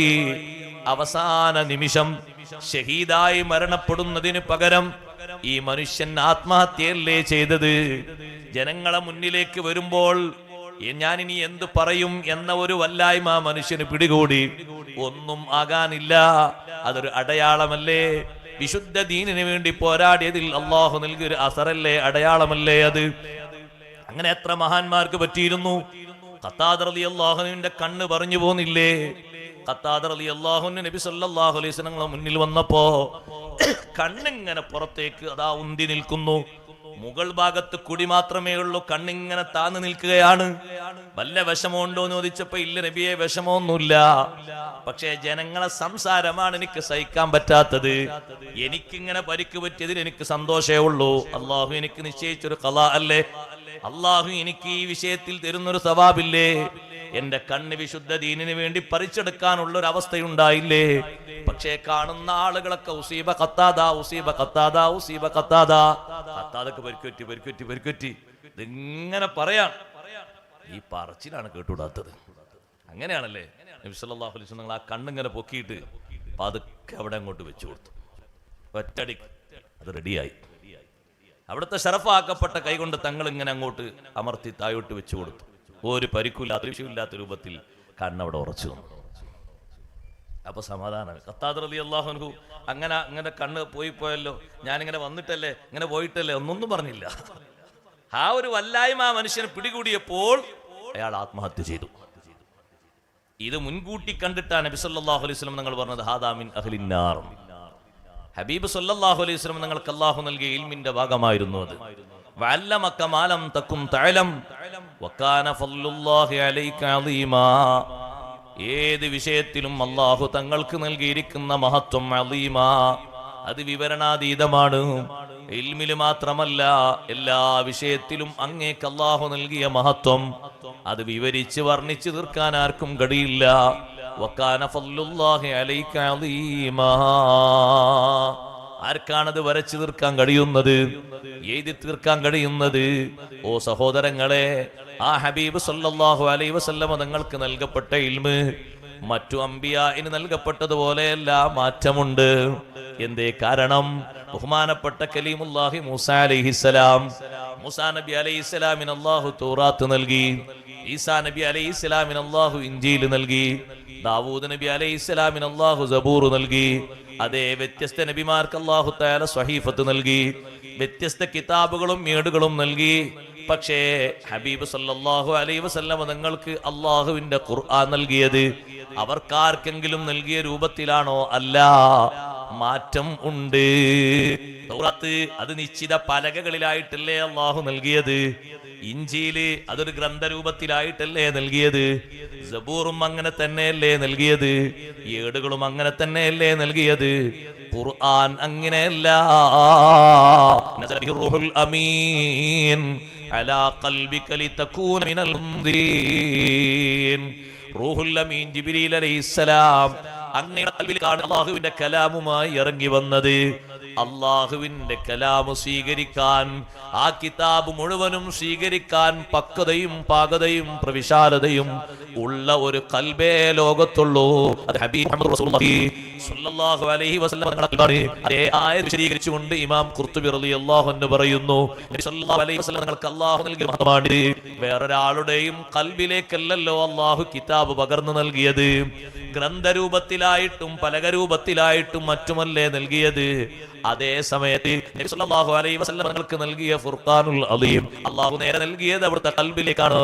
എന്താണ് ആ ഖൽബിന്റെ പ്രവിശാലത? എന്താണ് ആ ഖൽബിന്റെ സൗന്ദര്യം? അതല്ലേ അല്ലാഹു വിശദീകരിച്ചത്. അലം നശ്റഹ് ലക സദ്റക്. ഓ നബിയേ, ലോകത്തുള്ള എല്ലാ ഇൽമും ഉൾക്കൊള്ളാൻ മാത്രം വിശാലതയുള്ള ഖൽബ് തങ്ങൾക്ക് സമ്മാനിച്ചില്ലയോ നബിയേ? ലോകത്തൊരു നബിക്കും അല്ലാഹു ഇത് നൽകിയിട്ടില്ല. അതുകൊണ്ടാണ് അവിടുന്ന് പറഞ്ഞത്, ഊതീതു ഇൽമൽ അവ്വലീന വൽ ആഖിരീൻ. പൂർവികരുടെ ഇൽമും എനിക്ക് നൽകപ്പെട്ടു, പിൽക്കാലത്ത് വരുന്ന സർവ്വരുടെ ഇൽമും എനിക്ക് നൽകപ്പെട്ടു. ഇനി ലോകത്ത് എത്ര കണ്ടുപിടുത്തക്കാര് വന്നാലും, എത്ര വലിയ ബുദ്ധിമാന്മാര് വന്നാലും, എത്ര മയാചാരക്കാര് വന്നാലും, അവരൊക്കെ ലോകത്ത് വരുന്നതും സ്പർശിക്കുന്നതും മുന്നോട്ട് വെക്കുന്നതും നേരത്തെ നിർവചിച്ച് ലോകത്ത് പഠിപ്പിച്ചിട്ടുണ്ട് സയ്യിദുനാ റസൂലുള്ളാഹി സ്വല്ലല്ലാഹു അലൈഹി വസല്ലം തങ്ങൾ. ഒരാലങ്കാരിക പ്രയോഗത്തിന് വേണ്ടി പറഞ്ഞതല്ല. ഈ യുഗത്തെ നോക്കിക്കണ്ടിട്ട് വർണ്ണിച്ചിട്ടില്ലേ ഹബീബ് സ്വല്ലല്ലാഹു അലൈഹി വസല്ലം തങ്ങൾ. ഇന്നത്തെ അടയാളങ്ങൾ അന്ന് പറഞ്ഞിട്ടില്ലേ? ഇന്ന് നടക്കാൻ പോകുന്ന അടയാളങ്ങൾ എത്ര കൃത്യമായിട്ടാണ് തങ്ങൾ നോക്കി പറഞ്ഞത്. ആഖിറുസ്സമാനിന്റെ അടയാളങ്ങളൊക്കെ പറഞ്ഞില്ലേ? സഹോദരങ്ങളെ, സഹോദരിമാരെ, ആ കൂട്ടത്തിൽ നമ്മൾ ഏറ്റവും കൂടുതൽ പേടിക്കപ്പെടുന്ന രീതിയിൽ കാണാനിരിക്കുന്നത് വലിയ അടയാളങ്ങളാണ്. ചെറിയ അടയാളങ്ങളായി തങ്ങൾ പഠിപ്പിച്ചതൊക്കെ ലോകത്ത് സംഭവിച്ചു കഴിഞ്ഞു.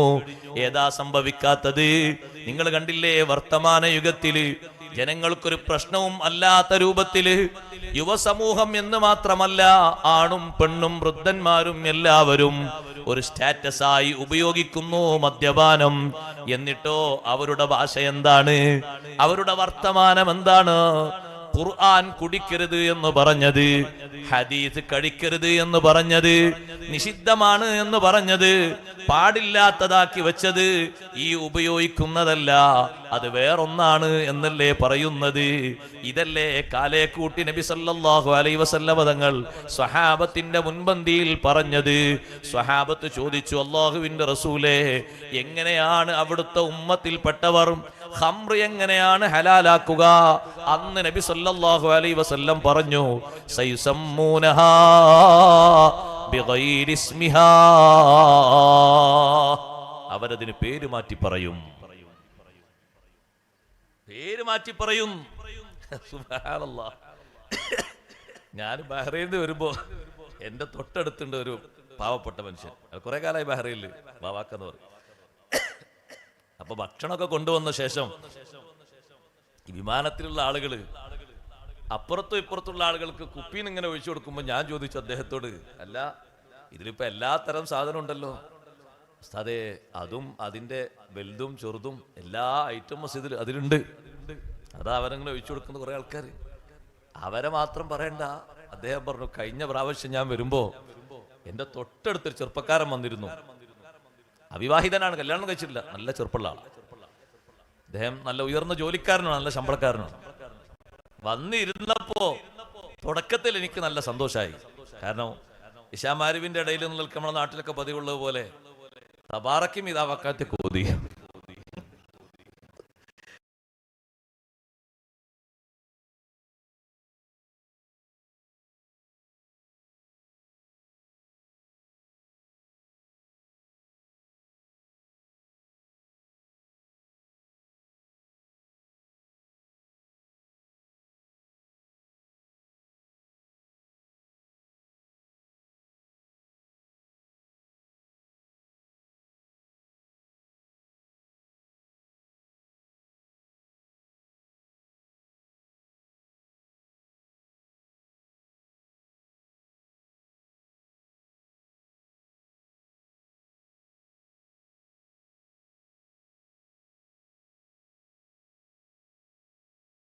തബാറക്കും ഇതാവക്കാത്തും കേട്ടപ്പോ ഞാൻ നല്ല സന്തോഷിച്ചു. ഒരു ദീനിന്റെ അലാമത്തുള്ള അടയാള ചെറുപ്പക്കാരനാണല്ലോ, അങ്ങനല്ലേ? രാത്രിയാകുമ്പോൾ ഒരു തബാറക്കും ഇതാവക്കാത്തും സൂറത്തു സജീദൊക്കെ കേൾക്കുമ്പോൾ ദുഃഖാനൊക്കെ കേൾക്കുമ്പോൾ പൊതുവേ അങ്ങനെയല്ലേ ധരിക്കുക. അദ്ദേഹം എനിക്ക് നല്ല സന്തോഷമായി. അടുത്ത് കിട്ടിയ ആളെന്നെ നല്ല ആളായിപ്പോയല്ലോ. കുറച്ച് കഴിഞ്ഞ് ഭക്ഷണം ഇങ്ങനെ കഴിച്ചു കഴിഞ്ഞപ്പോ അദ്ദേഹത്തിന്റെ ബാഗിൽ നിന്നുണ്ട് ഒരു കുപ്പി എടുക്കുന്നത്. ഞാൻ നോക്കുന്ന സമയത്ത് സുബ്ഹാനല്ലാഹ്, ഇത് നജസാണല്ലോ. അപ്പൊ ഞാൻ അദ്ദേഹത്തോട് ചോദിച്ചല്ല, ഇത് നിങ്ങളല്ലേ നേരത്തെ തബാറക്കിതാവാക്കാത്തി ആമുഖായിട്ട് എന്താ പോയി കുടിക്കുന്നത്? വല്ല മരുന്നാണോ? ഇത് ഹംറല്ലേ, ഇത് പാടില്ലല്ലോ, നേസല്ലേ, ഇതാണോ നിങ്ങൾ ഖുർആൻ ഓതിയ നാവിലൂടെ കുടിക്കുന്നതെന്ന് ചോദിച്ചപ്പോ അദ്ദേഹം പറഞ്ഞ വർത്താനം എന്താണെന്നറിയോ?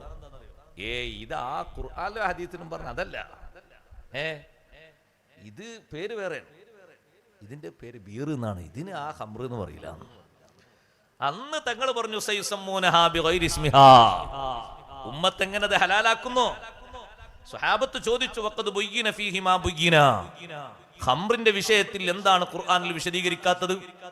എല്ലാം അല്ലാഹു വ്യക്തമാക്കി വിശദീകരിച്ചില്ലേ? എന്തിനാണത്?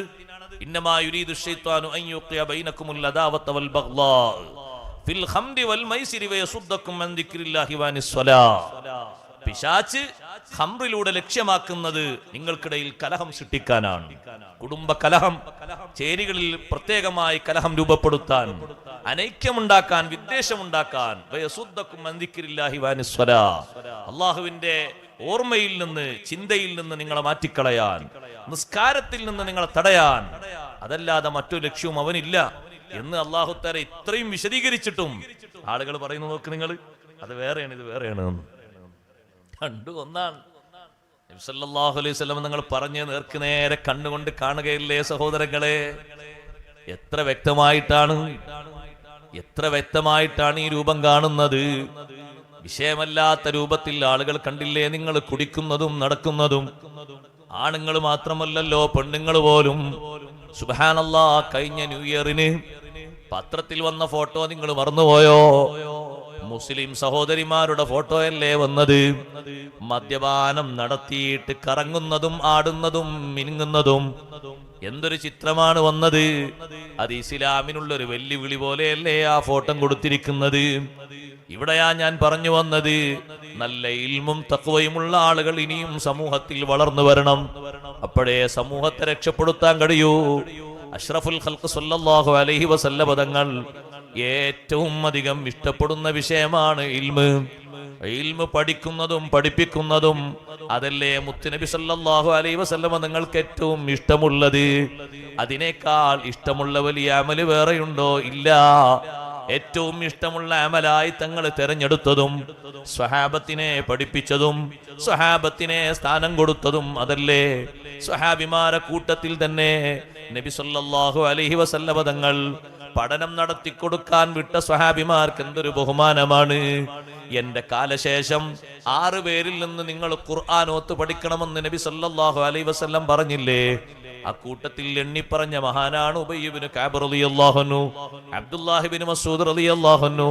അവർക്ക് എന്തൊരു ബഹുമാനമായിരുന്നു സ്വഹാബത്തിനിടയിൽ. കാരണം അവരിൽ നിന്ന് ഖുർആൻ പഠിക്കാൻ ആരാ പറഞ്ഞത്? അഷ്റഫുൽ ഖൽഖ് സയ്യിദുനാ റസൂലുള്ളാഹി സ്വല്ലല്ലാഹു അലൈഹി വസല്ലം ഖുർആൻ പഠനത്തിന് നിശ്ചയിച്ച ഇമാമുകൾ എന്ന നിലക്ക് വലിയ ബഹുമാനമാണ് അവർക്കുണ്ടായിരുന്നത്. ആ ബഹുമാനം കണക്കുകൂട്ടിയാണ് മദീന പള്ളിയിൽ തറാവീഹ് ജമാഅത്തായി സംഘടിപ്പിക്കപ്പെട്ടപ്പോ ഉമർ ഇബ്നുൽ ഖത്താബ് റളിയല്ലാഹു അൻഹു അവിടെ തറാവീഹിന് ഇമാമായി നിർത്തിയത് ഉബയ്യ് ഇബ്നു കഅബ് റളിയല്ലാഹു അൻഹുവിനെയാണ്. ആ 6 ആളിൽപ്പെട്ട ഒരാളാണ് ഉബയ്യ് ഇബ്നു കഅബ് റളിയല്ലാഹു അൻഹു. മഹാനവർകളാണ് തറാവീഹിന് നേതൃത്വം നൽകുന്നത്. വലിയ ഖാരിഉകളിൽപ്പെട്ട ഒരു മഹാനാണ്. നബി സല്ലല്ലാഹു അലൈഹി വസല്ലം തങ്ങൾക്ക് ഏറ്റവും വലിയ സങ്കടം വന്ന ഒരു നിമിഷവും ഖുറായിൽപ്പെട്ട 70 ആളുകളെ റഅൽ ഗോത്രക്കാരും ദക്വാൻ ഗോത്രക്കാരും ഉസയ്യ ഗോത്രക്കാരും ബനൂ ലഹിയാൻ ഗോത്രക്കാരും ഞങ്ങൾക്ക് പഠിപ്പിക്കാനും സഹായത്തിനൊക്കെ ആളെ വേണമെന്ന് പറഞ്ഞപ്പോ മുന്തിയ ഓത്തറിയുന്ന 70 ആളുകളെ കൂടെ വിട്ടുകൊടുത്തു. പക്ഷേ മദീനത്തുനിന്ന് പോയിട്ട് അതേ അവരെ നാട്ടിൽ എത്തുന്നതിന്റെ മുമ്പ് തന്നെ ചതി പ്രയോഗിച്ച് ഈ ഖുർആനവർ കൊന്നുകളഞ്ഞു. സുബ്ഹാനല്ലാഹ്. അവർക്കെതിരെയല്ലേ ഹബീബ് സല്ലല്ലാഹു അലൈഹി വസല്ലമ തങ്ങൾ ഒരു മാസക്കാലം ഖുനൂത്ത് ഓതിയത്. 5 വക്ത് നിസ്കാരത്തിലും ഖുനൂത്ത് ഓതിയില്ലേ? അത് ചെറിയൊരു സങ്കടമല്ല. ഒരു ഖബർ കുഴിച്ചിട്ട് 2 ആളുകളെ ഖബറിലേക്ക് വെക്കുമ്പോഴും നബി സല്ലല്ലാഹു അലൈഹി വസല്ലമ തങ്ങൾ സ്ഥാനം നൽകിയത് ആർക്കാണ്? ഗോത്രത്തലവൻ ആരാണ് എന്നല്ല ചോദിച്ചത്, കൂടുതൽ വയസ്സൻ ആരാണ് എന്നല്ല ചോദിച്ചത്. അയ്യുഹും അക്സറു അഖ്ദൽ ലിൽ ഖുർആൻ. ശുഹദാക്കളിൽ 2 ആളെ ഒരു ഖബറിലേക്ക് വെക്കേണ്ട സാഹചര്യം വരുമ്പോ സ്വഹാബത്തിനോട് ചോദിക്കുന്നത്, ഈ ആളുകളിൽ കൂടുതൽ ഖുർആൻ സ്വീകരിച്ച് ഇൽമുള്ള ആള് ആരാണ്? ആരാണ് കൂടുതൽ ഖുർആൻ സ്വീകരിച്ചിട്ടുള്ളത്? ഫഇദാ ഉശീറ ഇലാ അഹദിഹിമാ, ഒരാളിലേക്ക് സ്വഹാബത്ത് ഇങ്ങനെ ചൂണ്ടിക്കാണിച്ചു കൊടുത്താൽ ഖദ്ദമഹു ഫിൽ ലഹദി, ആദ്യമായി മുന്തിക്കുന്നത് ആ മഹാനെയാണ്. ഒരു ഖബറിലേക്ക് 2 ആളെ വെക്കുന്ന സാഹചര്യം വരുമ്പോ, 3 ആളെ വെക്കുന്ന സാഹചര്യം വരുമ്പോ മുൻഗണന കൊടുക്കുന്നത് ഏറ്റവും അധികം ഇൽമുള്ളവർക്കാണ്. അതേ സഹോദരങ്ങളെ, ജീവിതത്തിന്റെ അവസാനം നിർവഹിക്കാൻ പറ്റുന്ന ഏറ്റവും നല്ല അമലും ഇൽമുമായി ബന്ധപ്പെട്ട് ജീവിക്കലാണ്. ആമുഖമായി ഞാനൊരു വിഷയം പറഞ്ഞത് നിങ്ങൾ മറന്നു പോകരുത്. നമ്മുടെ കുടുംബത്തിലുള്ള അശ്രദ്ധകളൊക്കെ മാറാൻ, അജ്ഞതകൾ നീങ്ങിക്കിട്ടാൻ ഇനിയും ഉലമാ, നല്ല ധൈര്യമുള്ള ഇൽമും തഖ്വയുമുള്ള നല്ല ഉലമാ പിറക്കണം. ഇൽമനുസരിച്ച് അമല് ചെയ്യുന്ന ഉലമാക്കൾ ഇനിയും പിറക്കണം. സുബ്ഹാനല്ലാഹ്. അതിന് മുതഅല്ലിമീങ്ങൾ നന്നായി വളർന്നു വരുന്ന സാഹചര്യങ്ങൾ ഉണ്ടാകണം. അതിനാണ് ഇതുപോലെയുള്ള നല്ല നല്ല ദർസുകളൊക്കെ വളരുന്നത്. ദർസ് നടത്തുന്ന ഉസ്താദുമാർക്കും അതിനെ സഹായിക്കുന്നവർക്കും സഹകരിക്കുന്നവർക്കും ഖൈറും ബറക്കത്തും ഏറെ അല്ലാഹു തആല ചൊരിയുമാറാകട്ടെ. സഹോദരങ്ങളെ, നമ്മുടെ ജീവിതത്തിൽ ബറക്കത്തുണ്ടാകാൻ ഒരു പ്രധാനപ്പെട്ട സംഗതി കൂടിയാണ് ഇൽമിനെ സഹായിക്കുക എന്നത്. നിങ്ങളെ സമ്പത്തിൽ ബറക്കത്ത് വേണോ? സന്താനങ്ങളിൽ ബറക്കത്ത് വേണോ? വീടുകളിൽ ബറക്കത്ത് വേണോ? അതിനൊരു പ്രധാനപ്പെട്ട സംഗതി ഇൽമു പഠിക്കാൻ വേണ്ടി മുതഅല്ലിമീങ്ങളെ അയക്കുക. അത് ബറക്കത്തുണ്ടാകാൻ ഒരു കാരണമാണ്. അനുഭവസ്ഥനും കൂടിയാണ് ഞാൻ. എന്റെ ബാപ്പ മാത്രം അധ്വാനിച്ചിട്ടാണ് ഞങ്ങൾ മക്കൾ 9 ആളുകൾക്കുള്ള അധ്വാനം കണ്ടെത്തിയത്. 3 ആൺകുട്ടികളും 6 പെൺമക്കളുമാണ് ഉപ്പക്ക് ഹയാത്തിലുണ്ടായത്. മരിച്ചുപോയവര് വേറെയുണ്ട്.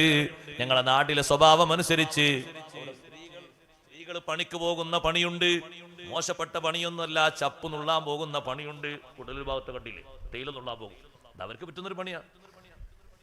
ഉമ്മാനെ പാപ്പ അതിന് പോണ്ടാന്ന്, നീ അതിന് പോണ്ടാന്ന്. മക്കളെ ഓതാൻ വേണ്ടി പറഞ്ഞേക്കുമ്പോൾ അല്ലാഹു നമുക്ക് ബർക്കത്ത് തരുന്നു. അങ്ങനെയാണ്. അത് എവിടുന്ന് കിട്ടിയത്? അത് പഴയ ഉസ്താദുമാരിൽ നിന്ന് കിട്ടിയ പാഠമാണ്. അവർക്ക് എവിടുന്ന് കിട്ടിയത്? ഇൽമിന്റെ കേന്ദ്രമായ സയ്യിദുനാ റസൂലുള്ളാഹി സ്വല്ലല്ലാഹു അലൈഹി വസല്ലം ഞങ്ങളല്ലേ അത് പറഞ്ഞത്. മദീന പള്ളിയിൽ ഓതിക്കൊണ്ടിരിക്കുന്ന സ്വന്തം സഹോദരനെ വിട്ടുകിട്ടാൻ വേണ്ടി വീട്ടിൽ നിന്ന് ജോലിക്ക് പോകുന്ന സഹോദരൻ മുത്തുനബി സല്ലല്ലാഹു അലൈഹി വസല്ലം അടുത്ത് വന്നു, നബിയെ, എൻ്റെ ഒരു സഹോദരൻ ഇവിടെ ഓതുന്നുണ്ട്, ആ സഹോദരൻ കൂടി ഒന്ന് വിട്ടുതരാണെങ്കിൽ ഞങ്ങൾക്ക് 2 ആൾക്ക് ജോലിക്ക് പോകാമായിരുന്നു. തങ്ങളെ കൊണ്ടുപോയിക്കൊള്ളില്ലോ? അല്ല, കൊണ്ടുപോകരുത്. ലഅല്ലക തുർസഖു ബിഹി. നിങ്ങളെ സഹോദരൻ ഇവിടെ ഓതി പഠിക്കുന്നത് കാരണം, ഹദീസും ആയത്തും തഫ്സീറും ഒക്കെ പഠിക്കുന്നത് കാരണം നിങ്ങൾക്കുള്ള റിസ്ക് അല്ലാഹു തരും. ലഅല്ലക തുർസഖു ബിഹി. ആ സഹോദരൻ ഇവിടെ ഓതി പഠിക്കുന്നത് കൊണ്ട്, ഇൽമു സ്വീകരിക്കുന്നത് കാരണം നിങ്ങൾക്ക് റിസ്ക് നൽകപ്പെട്ടേക്കും. നിങ്ങൾ വിഷമിക്കേണ്ടതില്ല. ഇൽമിന്റെ വഴിയിൽ മുതഅല്ലിമീങ്ങളെ നന്നായി പഠിക്കാൻ വിടുന്നത് കൊണ്ട് രക്ഷിതാക്കൾ ഭയക്കേണ്ടതില്ല. അത് ബറക്കത്തിനുള്ള വലിയ നിമിത്തമാണ്. സുബ്ഹാനല്ലാഹ്. വലിയ ബറക്കത്ത് ബഹുമാനപ്പെട്ട അബൂബക്കർ സിദ്ദീഖ് റളിയല്ലാഹു അൻഹുവിന്റെ ജീവിതത്തിൽ മഹാനവർകൾ നേർക്കുനേരെ കണ്ടത് മുതഅല്ലിമീങ്ങൾക്ക് ഭക്ഷണം കൊടുത്തിട്ടല്ലേ. ഇമാം ബുഖാരി തങ്ങൾ സ്വഹീഹിൽ രേഖപ്പെടുത്തിയ ഹദീസല്ലേ. എത്ര തവണ കൊണ്ടുവന്നിട്ടുണ്ട് ആ ഹദീസ്? വിവിധ വിഷയങ്ങൾ പറയാൻ. മദീന പള്ളിയിൽ ഒരു മഗ്രിബിന് വിവിധ രാജ്യങ്ങളിൽ നിന്ന് പഠിതാക്കൾ അധികരിച്ചപ്പോ ഹബീബ് സല്ലല്ലാഹു അലൈഹി വസല്ലം തങ്ങൾ മഗ്രിബ് നിസ്കാര ശേഷം തങ്ങൾ എഴുന്നേറ്റ് നിന്നിട്ട് പറഞ്ഞു, 2 പേരെ ഭക്ഷണത്തിന് കൊണ്ടുപോകുന്നവർ 4 പേരെ കൊണ്ടുപോകണം. 2 ആളെ ഭക്ഷണം 4 ആൾക്ക് അഡ്ജസ്റ്റ് ചെയ്യാനോ? അവർ തൃപ്തിപ്പെടുകയാണെങ്കിൽ അതൊക്കെ മതി. അങ്ങനെയല്ലേ? ത്വാമുല്ലിസ്നൈനി കാഫി സലാസ കാഫിൽ അർബഅന്നില്ലേ? അതുകൊണ്ട് 2 ആളെ ഭക്ഷണം 4 ആൾക്ക് 3 ആൾക്ക് ഒക്കെ ഉൾക്കൊള്ളാൻ പറ്റുമല്ലോ.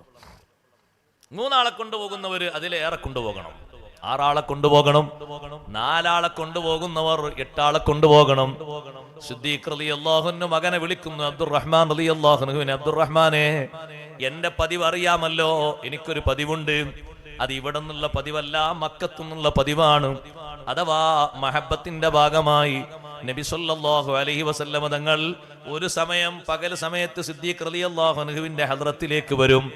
രാത്രിയാകുമ്പോ സിദ്ദീഖ് റളിയല്ലാഹു അൻഹു വീട്ടിലേക്ക് പോകുന്നതിന്റെ മുമ്പ് ഒന്ന് നബി സല്ലല്ലാഹു അലൈഹി വസല്ലമ തങ്ങളെ കൂടെ പോയിരുന്ന് കുറച്ചു നേരം വർത്തമാനം പറഞ്ഞ് എന്തെങ്കിലൊക്കെ കഴിക്കാനുണ്ടെങ്കിൽ കഴിച്ച് തങ്ങൾ ഉറങ്ങാൻ വേണ്ടി എഴുന്നേൽക്കുമ്പോ സലാം പറഞ്ഞു പോരുന്നൊരു പതിവ് നേരത്തെയുള്ള ശീലമാണ്. മദീനയിലെത്തിയിട്ടും അത് തുടർന്നിട്ടുണ്ട്. അതുകൊണ്ട് മോനെ, ഞാൻ ഇശാ നിസ്കരിച്ചാൽ നേരെ മുത്തുനബി തങ്ങളെ വീട്ടിലേക്ക് പോകും. എന്നെ കാത്തിരിക്കരുത്, നമ്മുടെ വീട്ടിലേക്കുള്ള അതിഥികളാണിത്, ഇവരെ കൊണ്ടുപോയിട്ട് ഭക്ഷണം കൊടുത്തുകൊണ്ട് പെട്ടെന്ന് പള്ളിയിലേക്ക് വിട്ടേക്കണം, നേരം വൈകിപ്പിക്കരുത് എന്ന് പറഞ്ഞു. അബ്ദുറഹ്മാൻ റളിയല്ലാഹു അൻഹു ഉപ്പ പറഞ്ഞതുപോലെ അവരെയും കൂട്ടി വീട്ടിലേക്ക് പോയി. ഉമ്മ പെട്ടെന്ന് ഭക്ഷണം റെഡിയാക്കി. ആ വന്ന മുത്തല്ലിമുകൾ, ഇൽമു പഠിക്കാൻ വേണ്ടി വന്ന ആതിഥേയരായ ആളുകൾ, അവരെ മുന്നിലേക്ക് ഭക്ഷണം വിളമ്പിക്കൊണ്ടുവന്ന് വെച്ചു കൊടുത്തു. പക്ഷേ അവര് ചോദിക്കുന്നു, ഐന സാഹിബുദ്ദാർ, വീട്ടുകാരനെവിടെ? അബ്ദുറഹ്മാൻ റളിയല്ലാഹു അൻഹു പറഞ്ഞു, ഉപ്പക്ക് ഇങ്ങനെ ഒരു പതിവുണ്ട്, കുറച്ചു നേരം കഴിഞ്ഞേ വരൂ, നിങ്ങൾക്ക് പെട്ടെന്ന് ഭക്ഷണം തന്ന് പറഞ്ഞേക്കാൻ എന്നെ വിട്ടതാണ്, അതുകൊണ്ട് നിങ്ങൾ ഭക്ഷണം കഴിക്കണം. അവര് പറഞ്ഞു, ഞങ്ങളൊരാഗ്രഹം, ഞങ്ങൾ അബൂബക്കർ റളിയല്ലാഹുവിന്റെ വീട്ടിലേക്കാണ് എന്ന് പറഞ്ഞപ്പോൾ ഞങ്ങളെ മനസ്സിൽ വല്ലാത്തൊരാഗ്രഹം. ഒരു ദിവസമാണെങ്കിലും ഒരു ദിവസമെങ്കിലും അബൂബക്കർ റളിയല്ലാഹുവിന്റെ കൂടെ ഒന്ന് ഭക്ഷണം കഴിക്കാൻ കഴിയല്ലോ എന്ന് ഞങ്ങൾ ആഗ്രഹിച്ചു. അവർ അന്ന് പുതിയതായി എത്തിയതല്ലേ, പുതുതായി മദീനയിൽ എത്തിയവരല്ലേ, ഇന്നെങ്കിലും ഒരു ദിവസം ഞങ്ങൾ കിട്ടുമല്ലോ ഞങ്ങൾ ആഗ്രഹിച്ചു, അതുകൊണ്ട് ഉപ്പ വരട്ടെ എന്ന് പറഞ്ഞു. അബ്ദുറഹ്മാൻ റളിയല്ലാഹു എന്ന് പറഞ്ഞു, അല്ല, നിങ്ങൾ ഭക്ഷണം കഴിക്കും, നേരം വൈകിയാൽ പിന്നെ എന്നോടായിരിക്കും ഉപ്പ ചൂടാകുക, ഞാനത് കേൾക്കേണ്ടി വരും, നിങ്ങൾ കഴിക്കും, ഞങ്ങൾ ഉപ്പ വന്നിട്ട് കഴിച്ചോളാം. പിന്നെ അവർ പറഞ്ഞു. ഏകദേശം ഉപ്പ വരാനായി എന്ന് കണ്ടപ്പോൾ അബ്ദുറഹ്മാൻ റളിയല്ലാഹു അൻഹു പതുക്കെ അവരിൽ നിന്ന് അങ്ങോട്ട് മാറി ഒരു ഭാഗത്തേക്ക്. പെട്ടെന്ന് തന്നെ ഉപ്പ വരുമ്പോൾ ഉപ്പാനെ ദേഷ്യം പിടിപ്പിക്കണ്ടെന്ന് കരുതിയിട്ടൊന്ന് മാറിയതാണ്, മറ്റൊരു ഭാഗത്തേക്ക് മാറി. നമ്മുടേതല്ലാത്ത കാരണത്തിന് വേണ്ടി അങ്ങനെ ചൂടാകുന്നൊരു വിഷയം വന്നാൽ അങ്ങനെ മാറി നിൽക്കാമെന്നും ആ ഹദീസിൽ നിന്ന് മഹാന്മാരായ പണ്ഡിതന്മാർ തെളിവെടുത്ത് പഠിപ്പിക്കുന്നുണ്ട്. അബ്ദുറഹ്മാൻ റളിയല്ലാഹു അൻഹു അങ്ങോട്ട് മാറി നിന്നു. അബൂബക്കർ റളിയല്ലാഹു അൻഹു വീട്ടിലെത്തി. ചോദിച്ചു, നിങ്ങൾ ഭക്ഷണം കഴിച്ചില്ലേ? ഇല്ല, ഞങ്ങള് നിങ്ങളെ കാത്തിരിക്കുന്നു. ഇവര് പറഞ്ഞു, നിങ്ങളെ കാത്തിരിക്കുന്നു. സിദ്ദീഖ് റളിയല്ലാഹു അൻഹു പറഞ്ഞു, ഞാൻ ഭക്ഷണം കഴിച്ചല്ലോ, എനിക്ക് ഭക്ഷണമൊന്നും വേണ്ട. എന്നാ പിന്നെ ഞങ്ങൾക്കും വേണ്ട എന്നാണ് അവര്. നിങ്ങൾക്ക് ഭക്ഷണം വേണ്ടെങ്കിൽ ഞങ്ങൾക്കും വേണ്ട, നിങ്ങളെ കൂടെ ഭക്ഷണം കഴിക്കാൻ ആഗ്രഹിച്ചിട്ടല്ലേ ഞങ്ങൾ ഇത്രയും നേരം കാത്തിരുന്നത്. അപ്പ വിളിച്ചു, അബ്ദുറഹ്മാൻ റളിയല്ലാഹു അൻഹു വിളിച്ചു, അബ്ദുറഹ്മാനെ, നല്ല ഒരു ചൂടൻ പേരുകൊണ്ടൊക്കെ വിളിച്ചു, യാ ഉംദറു, പേര് വിളിച്ചു, നല്ല ദേഷ്യത്തോടെ വിളിച്ചു. പക്ഷേ അബ്ദുറഹ്മാൻ റളിയല്ലാഹു അൻഹു മിണ്ടിയില്ല. സിദ്ദീഖ് റളിയല്ലാഹു അൻഹു പറഞ്ഞു, എന്റെ ശബ്ദം നീ കേൾക്കുന്നുണ്ട് എന്ന് എനിക്കറിയാം, കുറച്ച് കഴിഞ്ഞിട്ട് നീ ഇങ്ങോട്ട് വരുമല്ലോ, ഇങ്ങോട്ട് വാ, ബാക്കി ഞാനപ്പ പറഞ്ഞുതരാം. ഉപ്പ അങ്ങനെ ദേഷ്യപ്പെടുന്നത് തന്റേതല്ലാത്ത കാരണത്തിന് വേണ്ടിയാണെങ്കിൽ ക്ഷമിക്കുന്നത് വരെ മൗനം പാലിക്കാമെന്നും മഹാന്മാര് പഠിപ്പിക്കുന്നുണ്ട്. അബ്ദുറഹ്മാൻ റളിയല്ലാഹു അൻഹു അതിൽ കുറ്റക്കാരനല്ലല്ലോ.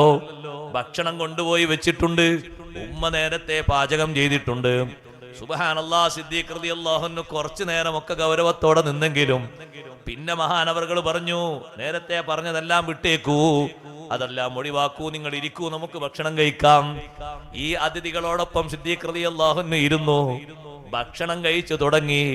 അവരതാ ഭക്ഷണം കഴിക്കാൻ ഓരോ ഭാഗത്തിനൊന്നും ഓരോ പിടി ഇങ്ങനെ എടുക്കുമ്പോ മാ അഖദ ലുഖ്മതൻ ഇല്ലാ റബാ മിൻ അസ്ഫലിഹാ അക്സറു മിൻഹാ, ഒരൊറ്റ പിടി ഇങ്ങനെ പാത്രത്തിൽ നിന്നെടുക്കുമ്പോ അതിനേക്കാൾ അധികം അവിടെ എങ്ങനെ കൂടി വരുന്നു.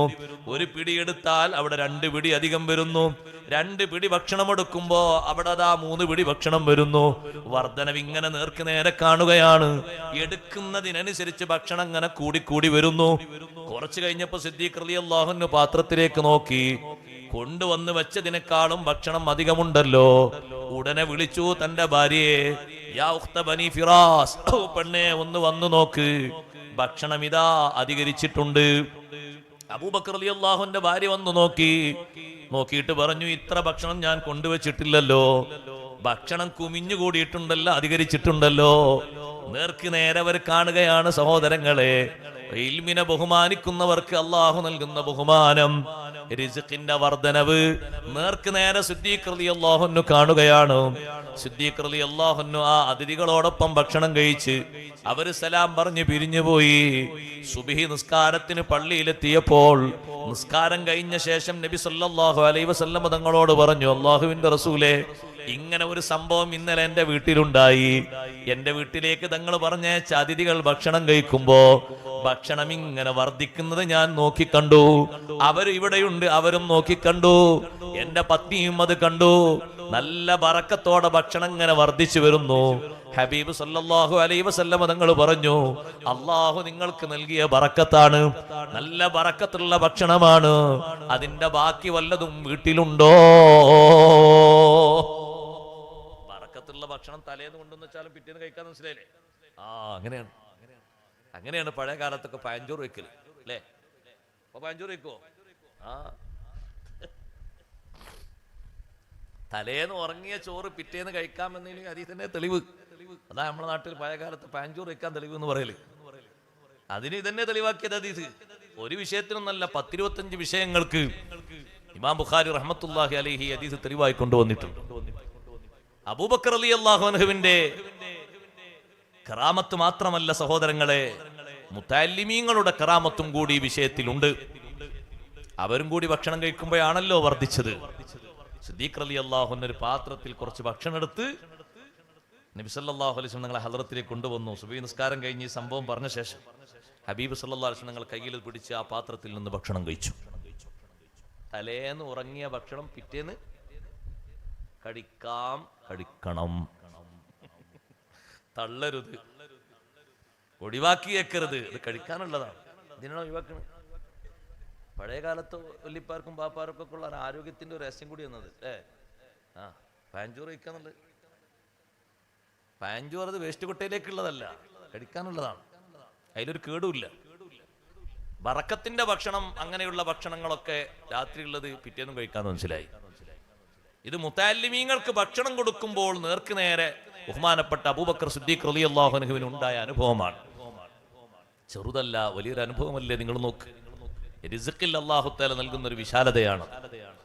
മുതഅല്ലിമീങ്ങളെ വളർത്തണം സഹോദരങ്ങളെ. നമ്മുടെ കുടുംബത്തിന് വലിയ കാവലാണ്, നമ്മുടെ നാടിന് വലിയ കാവലാണ്. അപ്പൊ നിങ്ങൾ ചോദിക്കൂ, ഉസ്താദേ, ഒരുപാട് മുതഅല്ലിമീങ്ങൾ ആലിമീങ്ങളൊക്കെ ഇങ്ങനെ വലുതായി വന്നാല് എവിടെയാണ് ഇവരൊക്കെ ജോലിയെടുക്കുക? ഇഷ്ടം പോലെ ജോലിക്കാർ ഇനിയും ആവശ്യമുണ്ട്. ഖിദ്മത്തിന് എത്രയോ ആളുകൾ ആവശ്യമുണ്ട്. നല്ല പഠനവും നല്ല വിദ്യയുമുള്ള ആളുകളെ ഉത്തരേന്ത്യൻ ഭാഗത്തേക്ക് ഇപ്പോഴും സ്വാഗതം ചെയ്തുകൊണ്ടിരിക്കുന്നുണ്ട്.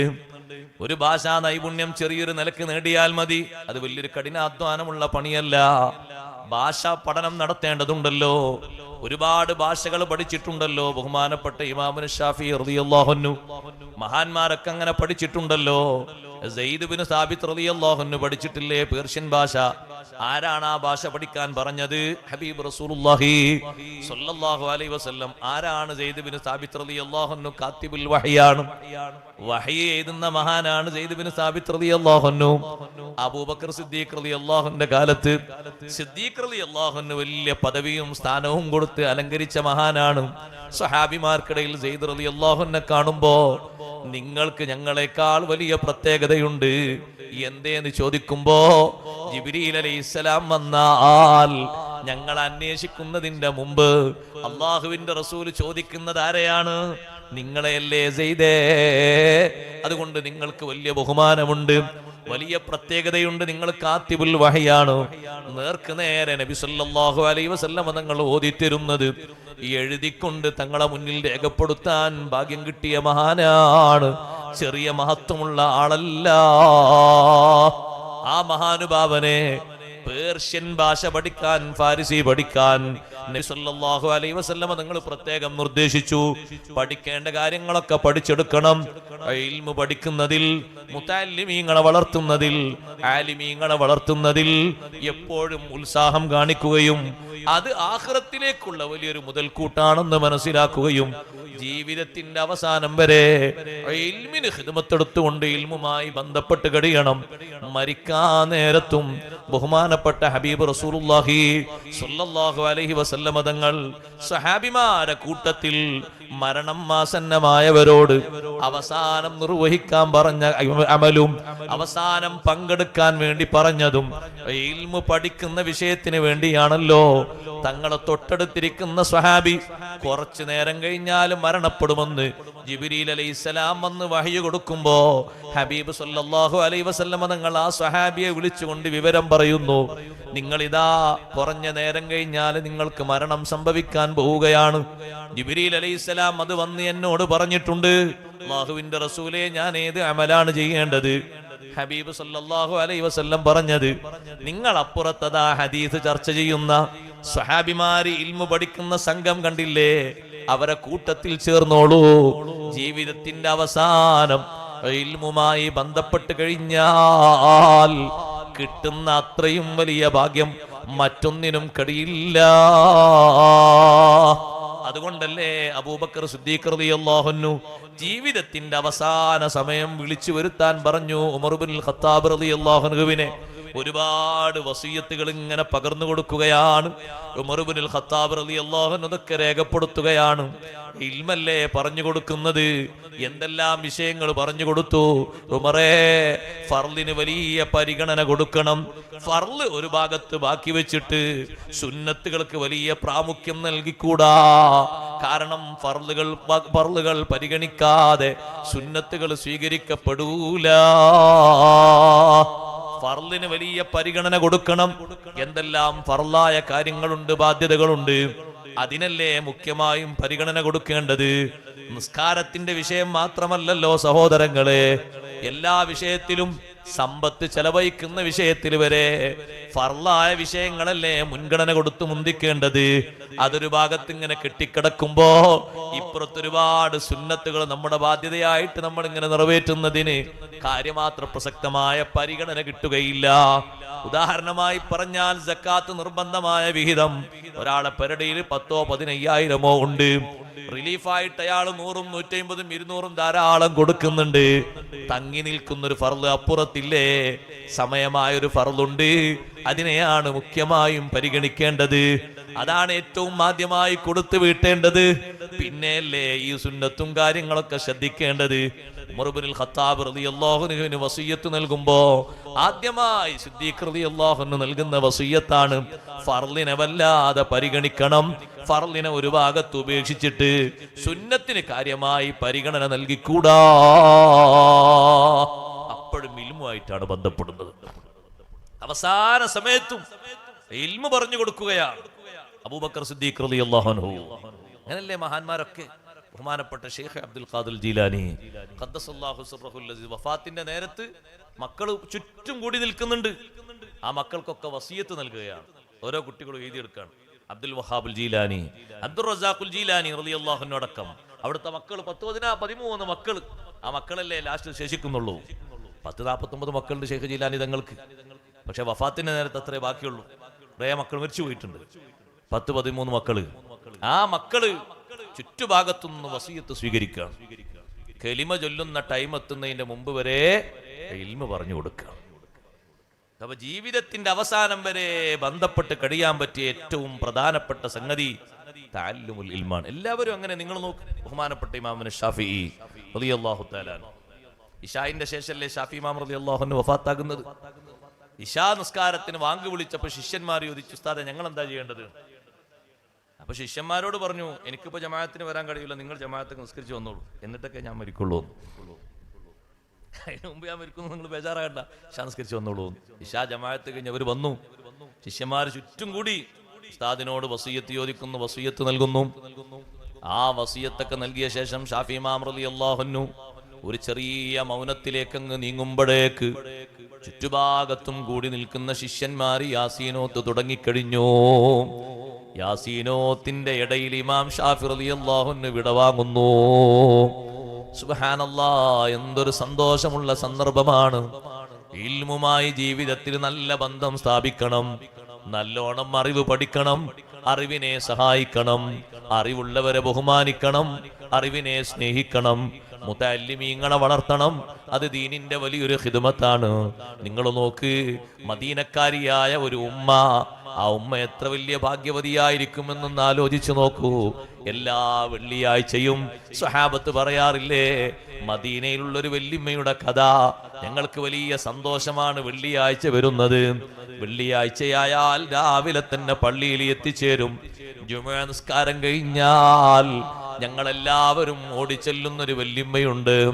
ആ വല്യമ്മ എന്താ ചെയ്യാറുള്ളത്? നമ്മളൊക്കെ സാധാരണ കഴിക്കുന്ന ബീട്രൂട്ടില്ലേ സഹോദരങ്ങളെ, ആ ബീട്രൂട്ടിന്റെ വേരെടുത്ത് മറ്റു ചില പച്ചക്കറികളും ഒരുമിച്ച് കൂട്ടിയിട്ട് നല്ല ഒരു കൂട്ടാനുണ്ടാക്കും. ആ കൂട്ടാൻ സ്വഹാബിമാരെ മുന്നിലേക്ക് വെച്ചു കൊടുക്കും. സുബ്ഹാനല്ലാഹ്, അവരെല്ലാവരും ചുറ്റും കൂടി ഇരുന്നത് ഭക്ഷിക്കും. വെള്ളിയാഴ്ച അവർക്കൊരു കൂട്ടാനൊരുക്കുന്ന വല്യമ്മ, ആ വല്യമ്മക്ക് എത്ര വലിയ സന്തോഷമാണ്.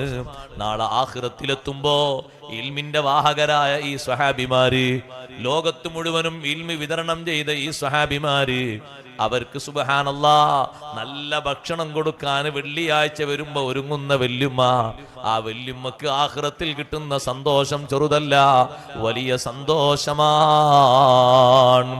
ഇൽമിനെ സഹായിക്കണം, ഇൽമിന്റെ വിഷയത്തിൽ വേണ്ട കാര്യങ്ങളൊക്കെ ചെയ്തു കൊടുക്കണം. റബ്ബ് സുബ്ഹാനഹു വ തആല നമുക്ക് തൗഫീഖ് നൽകുമാറാകട്ടെ.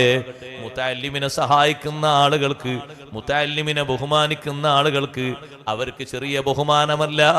ആ മുതഅല്ലിം വളരുന്നതിന് കാരണമായി പ്രവർത്തിച്ച്, കാരണമായി ജീവിച്ച് വർത്തിച്ച ആരെല്ലാം ഉണ്ടോ അവർക്ക് ആഖിറത്തിൽ വലിയ സന്തോഷം ലഭിക്കാനുണ്ട്. കണ്ടില്ലേ നിങ്ങൾ, ഹബീബ് സല്ലല്ലാഹു അലൈഹി വസല്ലം തങ്ങൾ പറഞ്ഞത്, ഉഖ്റവിയായ ഉലമാഇന്, ഉഖ്റവിയായ മുതഅല്ലിമീങ്ങൾക്ക് അവർ ആഖിറത്തിൽ ശഫാഅത്തിന് അധികാരമുള്ളവരാണ്. അവർ മുന്നോട്ട് വരുമ്പോ, സിറാത്തിന്റെ അടുത്തെത്തുമ്പോ, നിങ്ങൾ പോകാറായിട്ടില്ല, നിങ്ങൾ അവിടെ നിൽക്കൂ എന്ന് മലക്കുകൾ അവരോട് പറയും. എന്തിനാണ് അവരെ നിർത്തുന്നത്? അവർക്ക് പരിചയമുള്ള, അവരെ സ്നേഹിച്ച, അവരെ സഹായിച്ച, അവർക്ക് ഒത്താശ ചെയ്ത ധാരാളം പരിചയക്കാരുണ്ട്. ഇൽമു പഠിക്കുന്നതിന് വേണ്ടി അവരെ സഹായിച്ച ധാരാളം ആളുകളുണ്ട്. അവരെ ഒന്ന് റെക്കമെൻഡ് ചെയ്ത് കൂടെ കൊണ്ടുപോകാനാണ്. സുബ്ഹാനല്ലാഹ്, ഇൽമിന്റെ മേഖലയിൽ അങ്ങനെ സഹായിക്കുകയും സഹകരിക്കുകയും ചെയ്യുമ്പോ ഹബീബ് സല്ലല്ലാഹു അലൈഹി വസല്ലം തങ്ങൾ നമ്മെ ഏൽപ്പിച്ചൊരു പ്രധാനപ്പെട്ട ദൗത്യമാണ് ദീനിന്റെ ഖിദ്മത്ത് എന്ന് പറയുന്നത്. അതിനേറ്റവും മുഖ്യമായി ഉണ്ടാകേണ്ടത് ഇൽമിനെ സഹായിക്കുക എന്ന വിഷയമാണ്, മുതഅല്ലിമീങ്ങളെ വളർത്തുക എന്ന വിഷയമാണ്. ഹബീബ് മുഹമ്മദുർ റസൂലുള്ളാഹി സ്വല്ലല്ലാഹു അലൈഹി വസല്ലം തങ്ങൾക്ക് റബ്ബ് സുബ്ഹാനഹു വ തആല നൽകിയ മഹത്വങ്ങളിൽ വലിയൊരു മഹത്വമായി ഖുർആൻ പഠിപ്പിക്കുന്നത് അവിടുത്തെ ഇൽമാണ്. അത് വിശദീകരിച്ച് തീർക്കാൻ നമുക്ക് കഴിയില്ല സഹോദരങ്ങളെ. ആ ഇൽമിന്റെ വിഷയം കൊണ്ടല്ലേ നബി സല്ലല്ലാഹു അലൈഹി വസല്ലം തങ്ങളെ ദീനി രംഗത്ത് എല്ലാ ആളുകളും നബി സല്ലല്ലാഹു അലൈഹി വസല്ലം തങ്ങളെ അംഗീകരിക്കുകയും തങ്ങൾ മുന്നോട്ട് വെക്കുന്ന കാര്യങ്ങൾ അനുസരിച്ച് വിശുദ്ധ ദീന് സ്വീകരിക്കുകയും ചെയ്തത്. മദീനയിൽ വന്നപ്പോഴും മക്കയിൽ ഉണ്ടാകുമ്പോഴും അതേ ഹബീബ് സല്ലല്ലാഹു അലൈഹി വസല്ലം തങ്ങൾ മുന്നിൽ വരുന്ന അപരിചിതരായ ആളുകൾ അവരെങ്ങനെയാണ് നബി സല്ലല്ലാഹു അലൈഹി വസല്ലം തങ്ങളെ ശ്രവിക്കുന്നത്, എങ്ങനെയാ മനസ്സിലാക്കുന്നത്? തങ്ങൾ പറഞ്ഞു കൊടുക്കുന്ന കാര്യങ്ങൾ മുഴുവനും ഓരോന്നും അവർ ഇരുന്ന് ചിന്തിക്കുമ്പോൾ അവർക്ക് മനസ്സിലാകുന്നു ഹബീബ് സല്ലല്ലാഹു അലൈഹി വസല്ലം തങ്ങൾ പറയുന്ന കാര്യങ്ങൾ അള്ളാഹുവിൽ നിന്ന് ലഭിക്കുന്ന വഹി തന്നെയാണ്. കാരണമെന്തേ? ഇതുവരെ മറ്റാരും പറഞ്ഞു തരാത്ത ഒരുപാട് വിഷയങ്ങൾ, ഭാവിയിൽ വരാനിരിക്കുന്ന വിഷയങ്ങൾ ഈ രൂപത്തിൽ പ്രവചിക്കാനും പറയാനും കഴിയുന്നത് ഒരു നബിക്ക് മാത്രമാണ്. സങ്കല്പമല്ല, യാഥാർത്ഥ്യമാണ്. ആഖിറുസ്സമാനിൽ നമ്മൾ അനുഭവിക്കുന്ന ഒരുപാട് അനുഭവങ്ങൾ ഒന്നും രണ്ടും അല്ല, എത്രയാ നോക്ക് നിങ്ങൾ. ഹബീബ് സല്ലല്ലാഹു അലൈഹി വസല്ലം മുന്നോട്ട് വെച്ച് നമുക്ക് പഠിപ്പിച്ച് തന്ന കാര്യങ്ങൾ ഏകദേശം ഒക്കെ മുന്നോട്ടിങ്ങനെ അതാ ഓരോന്ന് എണ്ണുന്ന രൂപത്തിൽ വരികയാണ്. ഇപ്പൊ മുന്നിൽ കണ്ടുകൊണ്ടിരിക്കുകയാണ് പലതും. ആ കൂട്ടത്തിൽ ഇതുവരെ രംഗത്ത് വരാതിരുന്ന പലതും ഉണ്ട് ഇപ്പോ രംഗത്ത് വന്നിട്ടുള്ളത്. അതിൽ പ്രധാനപ്പെട്ട ഒന്നാണ് സഹോദരങ്ങളെ, നമ്മൾ ശ്രദ്ധിക്കണം, സൂക്ഷിക്കണം എന്ന് ഞാൻ ഓർമ്മപ്പെടുത്താണ്. കൂട്ടത്തിൽ പുരുഷന്മാരെ പോലെ സഹോദരിമാര് എല്ലാ രംഗങ്ങളിലും, പ്രധാനമായും ആവശ്യമുണ്ടായിട്ടാണെന്ന് പറയരുത്, ആവശ്യമില്ലാതെയുണ്ട്, കച്ചവട രംഗങ്ങളിൽ ഏറ്റവും അധികരിച്ചു. നോക്ക് നിങ്ങൾ, ഒരു ടെക്സ്റ്റൈൽസിന്റെ, ഒരു ജ്വല്ലറിന്റെ, ഒരു കടന്റെ ഒക്കെ ഒരു വാതിൽ തുറന്നു കൊടുക്കാൻ ഒരാണിനെ നിർത്തിയാലും വാതിൽ മുന്നോട്ട് തുറക്കാൻ കഴിയും, ആഫിയത്തും ഉണ്ടാവും, പിന്നെ ആൾക്കാർ സ്വീകരിക്കാനും കഴിയും. പക്ഷെ എന്നിട്ട് നിർത്തുന്ന ആരെവിടെ? വരുന്ന ആളുകളെ സ്വീകരിച്ച് ചായ കൊടുക്കാനും സൽക്കരിക്കാനും നിർത്തുന്ന ആരെയാണ്? ഞാനൊരു ഉദാഹരണം പറഞ്ഞാണ്, ഒന്ന് രണ്ടും മാത്രമല്ല, അങ്ങനെ ഒരു നിരവധി ഉണ്ട്. എല്ലാം നെണ്ണി നോക്ക് നിങ്ങൾ. അതും ഹദീത്തിൽ വന്ന ഒരു അടയാളമാണ് എല്ലാ രംഗങ്ങളിലും. അതിന് കാരണക്കാരനായി മാറുന്നത് ആരെന്നെ? നമ്മൾ തന്നെയാണ്, പുറത്തുള്ളവരൊന്നുമല്ല. നമ്മളതിന്റെ ആവശ്യക്കാരും അപേക്ഷകരും അതൊക്കെ ഈ കാലഘട്ടത്തിൽ ഇങ്ങനൊന്നും ഇല്ലാതെ പറ്റൂല, അങ്ങനെ പറ്റൂല എന്നാണ് വരില്ലേ? ഓരോന്നും നമ്മുടെ കൂട്ടത്തിലും നമ്മുടെ കുടുംബത്തിലും ഇസ്ലാമിന് നിരക്കാത്ത കാര്യങ്ങൾ അത് എതിർക്കണമെങ്കിൽ അതിന് അനിവാര്യമായ ഒരു വിഷയം ഇൽമാണ്. ഞാനും നിങ്ങളൊക്കെ ഈ ലോകത്തുനിന്ന് വിട പറയാനുള്ളവരാണ്. വിട പറയുന്ന ആളുകൾക്ക് ഏറ്റവും വലിയ സന്തോഷത്തിന് വകുപ്പായിട്ട് മാറുന്നതും അവരവൻ പഠിച്ച് വിതരണം ചെയ്ത് പഠിപ്പിച്ച ഇൽമല്ലേ. ഒരു മനുഷ്യൻ മരണപ്പെട്ടു കഴിഞ്ഞാൽ ആ മനുഷ്യൻ ഒരുപാട് കാര്യങ്ങൾ ഉപകരിക്കാനുണ്ട്. അതിൽ മഹാന്മാർ ഒന്നാമതായി എണ്ണിപ്പറഞ്ഞതാണ് ഇൽമ്. ഇദാ മാത ഇബ്നു ആദമ ലൈസ യജ്രി അലൈഹി മിൻ ഖിസാലിൻ ഗൈറു അശ്രി. ഒരു മനുഷ്യൻ മരണപ്പെട്ടു കഴിഞ്ഞാൽ ഏറ്റവും കൂടുതൽ, ഏറ്റവും നല്ല സഹായങ്ങളും സഹകരണങ്ങളും ആഗ്രഹിച്ചു കൊണ്ടിരിക്കുന്ന ഒറ്റക്കുള്ള ജീവിതത്തിൽ 10 കാര്യങ്ങളല്ലാത്ത കാര്യങ്ങളൊക്കെ നിലച്ചു പോകുന്നു. മഹാന്മാരായ പണ്ഡിതന്മാർ വിവിധ ഹദീസുകളിൽ നിന്ന് ഒരുമിച്ച് കൂട്ടി പറഞ്ഞു, ഉലൂമുൻ ബസ്സഹാ വദുആഉ നജ്ലി വഗർസുൻ നഖ്ലി വസ്സദഖാതു തജ്രി. ഒന്നാമതായി പറയുന്നത് ഉലൂമുൻ ബസ്സഹാ, അവനവൻ വിതരണം ചെയ്ത വിജ്ഞാനങ്ങൾ, അത് വലിയ ഉപകാരം ചെയ്യുന്നതാണ്. അത്ര ഉപകാരമുള്ളതല്ലാത്തായ എണ്ണിപ്പറയുന്ന 9 എണ്ണവും ചിലതൊക്കെ നിന്നു പോകുന്നുണ്ട്. പക്ഷേ വിതരണം ചെയ്ത വിജ്ഞാനങ്ങൾ നിലച്ചു പോകില്ല. എത്ര കാലം മുമ്പ് സ്വഹാബിമാര് വിതരണം ചെയ്തു. അഷ്റഫുൽ ഖൽഖ് സല്ലല്ലാഹു അലൈഹി വസല്ലം തങ്ങളിൽ നിന്ന് പകർന്നെടുത്ത ഇൽമ്, അവരിൽ നിന്ന് താബിയുകൾ, തബഉ താബിയുകൾ, നമ്മുടെ നാട്ടിൽ ജീവിച്ച് വളർന്ന് മരണപ്പെട്ടു പോയ ഉലമാ, അവര് രചിച്ച കിതാബുകളടക്കം നോക്ക് നിങ്ങൾ. സുബ്ഹാനല്ലാഹ്, നൂറ്റാണ്ടുകളായില്ലേ ദർസ് നടത്തപ്പെടുന്നത്.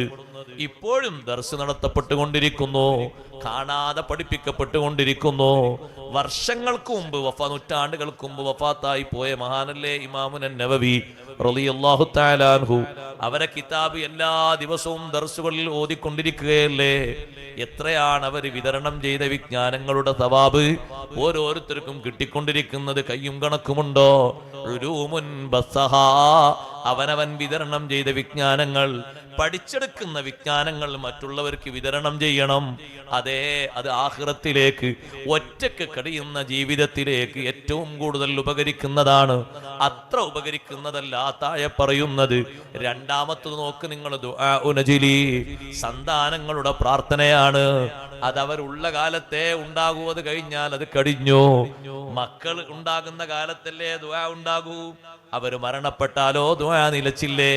പക്ഷേ ഇൽമ അങ്ങനെയല്ല. അതങ്ങനെ അതാ താവടിയായി ഓരോ കണ്ണിയായി അങ്ങനെ മുന്നോട്ട് പോകുന്നു. അവസാനത്തെ മുഅ്മിൻ ഈ ഭൂമിയിൽ നിന്ന് വേർപിരിയുന്ന കാലം വരെ നിലനിൽക്കുന്ന വിഷയമാണ് ഇൽമ്. അതേ, അത്രയും കാലത്തോളമുള്ള ജീവിതത്തിലേക്ക് മുറിയാതെ കിട്ടിക്കൊണ്ടിരിക്കുന്ന വലിയൊരു മഹത്വമാണത്. മഹാന്മാരായ പണ്ഡിതന്മാര് പറയുന്നു, ഖർസുൻ നഖ്ല്, മൂന്നാമത്തത് ഫലവൃക്ഷം നട്ടുപിടിപ്പിക്കുന്നത്. വൃക്ഷം പോയാൽ അത് കഴിഞ്ഞില്ലേ. ഫലവൃക്ഷം നട്ടുപിടിപ്പിക്കുന്നത് ഒരാൾ അതാ ഒരുപാട് ഫലവൃക്ഷങ്ങൾ നട്ടുപിടിപ്പിച്ചു. അത് തെങ്ങാകാം, അതേ രൂപത്തിലുള്ള മറ്റു മരങ്ങളാകാം ഫലങ്ങൾ നൽകുന്നത്. എത്ര ഫലങ്ങൾ അതിൽ നിന്ന് കിട്ടിക്കൊണ്ടിരിക്കുന്നു. മനുഷ്യരും അല്ലാത്തവരും അത് ഉപയോഗപ്പെടുത്തിക്കൊണ്ടിരിക്കുന്നു. ആരാണോ നട്ടുപിടിപ്പിച്ചത് അയാൾക്ക് അതിന്റെ സവാബ് അങ്ങനെ ഒഴുകിക്കൊണ്ടിരിക്കും. പക്ഷെ അതിന് കാലഗതിയുണ്ട്. ആ കാലാവധി കഴിഞ്ഞാൽ അത് തീർന്നു. വസ്സദഖാതു തജ്രീ, നാലാമത്തത് ജാരിയായ സ്വതക്കയാണ്. അതിനാണ് വഖഫ് എന്ന് പറഞ്ഞത്. സഹോദരങ്ങളെ, ഉപയോഗം നടക്കുമ്പോൾ അതിനും ഉണ്ട്, ഉപയോഗം നടക്കുമ്പോൾ അതിനും ഉണ്ട് മൂല്യം. വഖഫ് ചെയ്തിരിക്കുന്നു ഒരു സ്ഥലം, ആ സ്ഥലത്ത് ചില ഉപകാരങ്ങളും മറ്റുമൊക്കെ നടക്കുന്നുണ്ട്. എന്നാൽ അതിന്റെ സവാബ് അങ്ങനെ ഒഴുകിക്കൊണ്ടിരിക്കുന്നു. അതേ സമയത്ത് അത് കേസിലും കുലുമാലും പെട്ടാലോ അതങ്ങനെ കിട്ടും, അതങ്ങനെ നിൽക്കും. ഒരു ഭാഗത്തേക്കും ഉപകാരം നിലക്കാത്ത രൂപത്തിലേക്ക് അങ്ങനെയും പോകും. സുബ്ഹാനല്ലാഹ്. ജാരിയായ സ്വതഖ എന്നതുകൊണ്ട് ഉദ്ദേശിച്ചത് വഖഫാണ്. മഹാന്മാരായ പണ്ഡിതന്മാര് പഠിപ്പിക്കുന്നു. നാലാമത്തെ കാര്യം പറഞ്ഞിട്ട് അവർ പറഞ്ഞു, ഇതൊക്കെ നമുക്ക് ആഖിറത്തിലേക്ക്, ഒറ്റക്കുള്ള ജീവിതത്തിലേക്ക് ഉപകരിക്കാനുള്ളതാണ്. വിറാസത്തു മുസ്ഹഫിൻ വരിബാതു സഗ്രി വഹഫറുൽ ബിഇരി ഔ ഇജ്റാഉ നഹരി. ഒരു മുസ്ഹഫ് സ്വന്തമായി അനന്തരമാക്കി വെക്കാൻ. മുസ്ഹഫ് ഉണ്ടോ? സ്വന്തം മുസ്ഹഫ് ഉള്ളതെന്ന് കൈ ഒന്നിച്ചാണ്. പള്ളിയിലുള്ളതല്ല ചോദിച്ചത്, പുരയിലുള്ളതല്ല ചോദിച്ചത്. സ്വന്തം അടാ കൈ കുറയണം താന്നു. മൊബൈലിൽ 3 കൈ ഒന്നിച്ചാണ്. അല്ല, അത് ചിലപ്പോൾ കയ്യല്ല, അത് പൊന്തം. മുസ്ഹഫ് സ്വന്തം ഒന്ന് വാങ്ങിക്കൂടെ? ഓരോരുത്തരുടെ കയ്യിൽ നോക്കിയിട്ടുണ്ടെങ്കിൽ ഒരു 2 സെന്റ് 3 സെന്റ് വാങ്ങാൻ പറ്റിയ മൊബൈലിൽ കയറുണ്ടാകുക. എത്ര സെന്റ് വാങ്ങാൻ പറ്റിയ കൈകളുണ്ട്? 5. ഞമ്മതിന് 1/2 സെന്റ് പോലും കിട്ടില്ല, കാശിന് കിട്ടും. ഇതിവിടെ ബാക്കിലേ 4 വട്ടം 5 വട്ടൊക്കെ ഉണ്ടാവും മുകളിൽ. അങ്ങനെയാണ് പകർത്തിയിട്ടുണ്ടെങ്കിൽ ഭൂഗോളം മൊത്തം ഏഴാനാകാശം വരെ കിട്ടില്ല. സുബ്ഹാനല്ലാഹ്. ഒരു മുസ്ഹഫ് സ്വന്തമായിട്ട് നമ്മളൊക്കെ വാങ്ങണം, ഓരോരുത്തരും. മുസ്ഹഫ് എന്ന് പറഞ്ഞാൽ ഇതല്ല. മുസ്ഹഫ് ഉള്ള സ്ഥലത്ത് പള്ളിയിൽ കയറിയാലും നമ്മൾ ആൾക്കാർ അശ്രദ്ധ കണ്ടില്ലേ നിങ്ങൾ?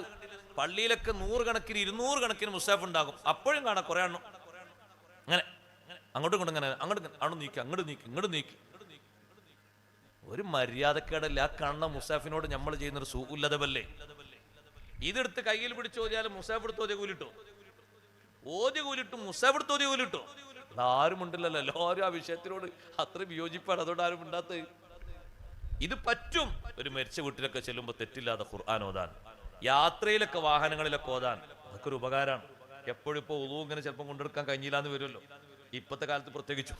അങ്ങനെ ആകുമ്പോൾ ഒരു സഹായമാണ് യാത്രക്കാരൻ ആൾക്ക് ഓതാൻ, ഒരു യാസീൻ ഓതാൻ തെറ്റില്ലാതെ അതൊക്കെ ഉപകാരമാണ്. തെറ്റുന്നു. പക്ഷെ പള്ളിന്റെ ഉള്ളില് അങ്ങനെ 8 കണക്കിന് മുസ്ഹഫ് ഇങ്ങനെ വെച്ചിരിക്കുമ്പോഴും കാണാം ഒന്നാമത്തെ സുഫി എന്നിട്ട് അങ്ങോട്ടൊന്ന് വലിച്ച് ഇങ്ങോട്ടൊന്ന് നീക്കി. സുബ്ഹാനല്ലാഹ്. ചില ആൾക്കാർക്ക് എന്താ അത് കാട്ടേണ്ടെന്ന് അറിയില്ല. അവർക്ക് അപ്പം കിട്ടിയതായിരിക്കും. കഴിഞ്ഞ ആഴ്ച മോമ ഒന്ന് കൊടുത്തേക്കാരോ. എന്നിട്ട് അയിമൽ അങ്ങോട്ട് കറങ്ങിയിട്ട് കാണാം വെള്ളിയാഴ്ച 1/2 മണിക്കൂർ അയിമണ് പോകും. അൽക്കഫ് തരികയാണത്. ആദ്യം നോക്കിയപ്പോൾ സിറാജ വന്നത്, ഒരു വര വരച്ചോക്കുമ്പോ, പിന്നെ ഒന്ന് ഇങ്ങോട്ട് വരച്ചോക്കുമ്പോൾ ബാത്റൂമിൽ വരുന്നു. കാരണം ഇത് മജ്മുഅത്ത് കുത്തുബ ഇതിലെല്ലാം ഉണ്ട്. ഒരു വരല് ഒരു അങ്ങോട്ടും ഇങ്ങോട്ടും വെച്ചു പോയിട്ട് ചിലപ്പോൾ വേറെ ഒരു സ്കൂളിലെ പാഠപുസ്തകം വരും, ചിലപ്പോൾ വേറെ ഏതെങ്കിലും കാഴ്ചപ്പാട് വരും. നേരത്തെ ഉസ്താദ് അവർ പറഞ്ഞു, വാക്ക് ഉസ്താദ് പറഞ്ഞില്ലേ, വളരെ യാഥാർത്ഥ്യമായ വർത്തമാനം ഉസ്താദ് പറഞ്ഞില്ലേ നേരത്തെ. ഇതിലൊരുപാട് സംഗതികളുണ്ട്. ആവശ്യമുള്ളത് മാത്രം ഉപയോഗിക്കാൻ കുറച്ചൊരു ഭാഗമുണ്ട്. ആവശ്യമില്ലാത്തതാണെങ്കിലോ ധാരാളം ഉണ്ട്. അതിലേക്കൊന്നും പോകാതെ ആവശ്യത്തിന്റെ ഭാഗം മാത്രം എടുത്ത് മുന്നോട്ട് നീങ്ങാതെ ഉസ്താദ് പറഞ്ഞില്ലേ. ആ ഹ്രസ്വമായ ഭാഷണത്തിലൂടെ എന്തെല്ലാം വിഷയങ്ങളിലൂടെ പറഞ്ഞു.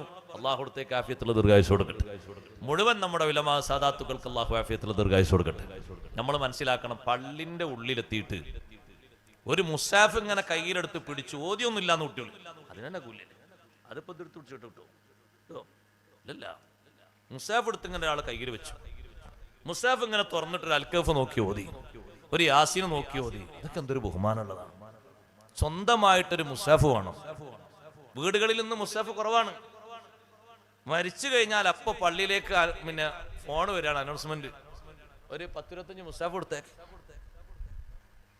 അപ്പോ അവിടെ എത്തിയിട്ട് 2 മുസ്ഹാഫ് ആക്കട്ടെ. മുസ്ഹാഫ് ഇപ്പൊ വരും പള്ളിയിൽ നിന്ന്. പിന്നെ ഇവിടെ എന്താ ഉള്ളത്? ഇവിടെ ഷെൽഫിലൊക്കെ മൊബൈൽ വേണമെങ്കിൽ തരാം. ഓരോരുത്തർക്ക് 3 വീതമുണ്ട്.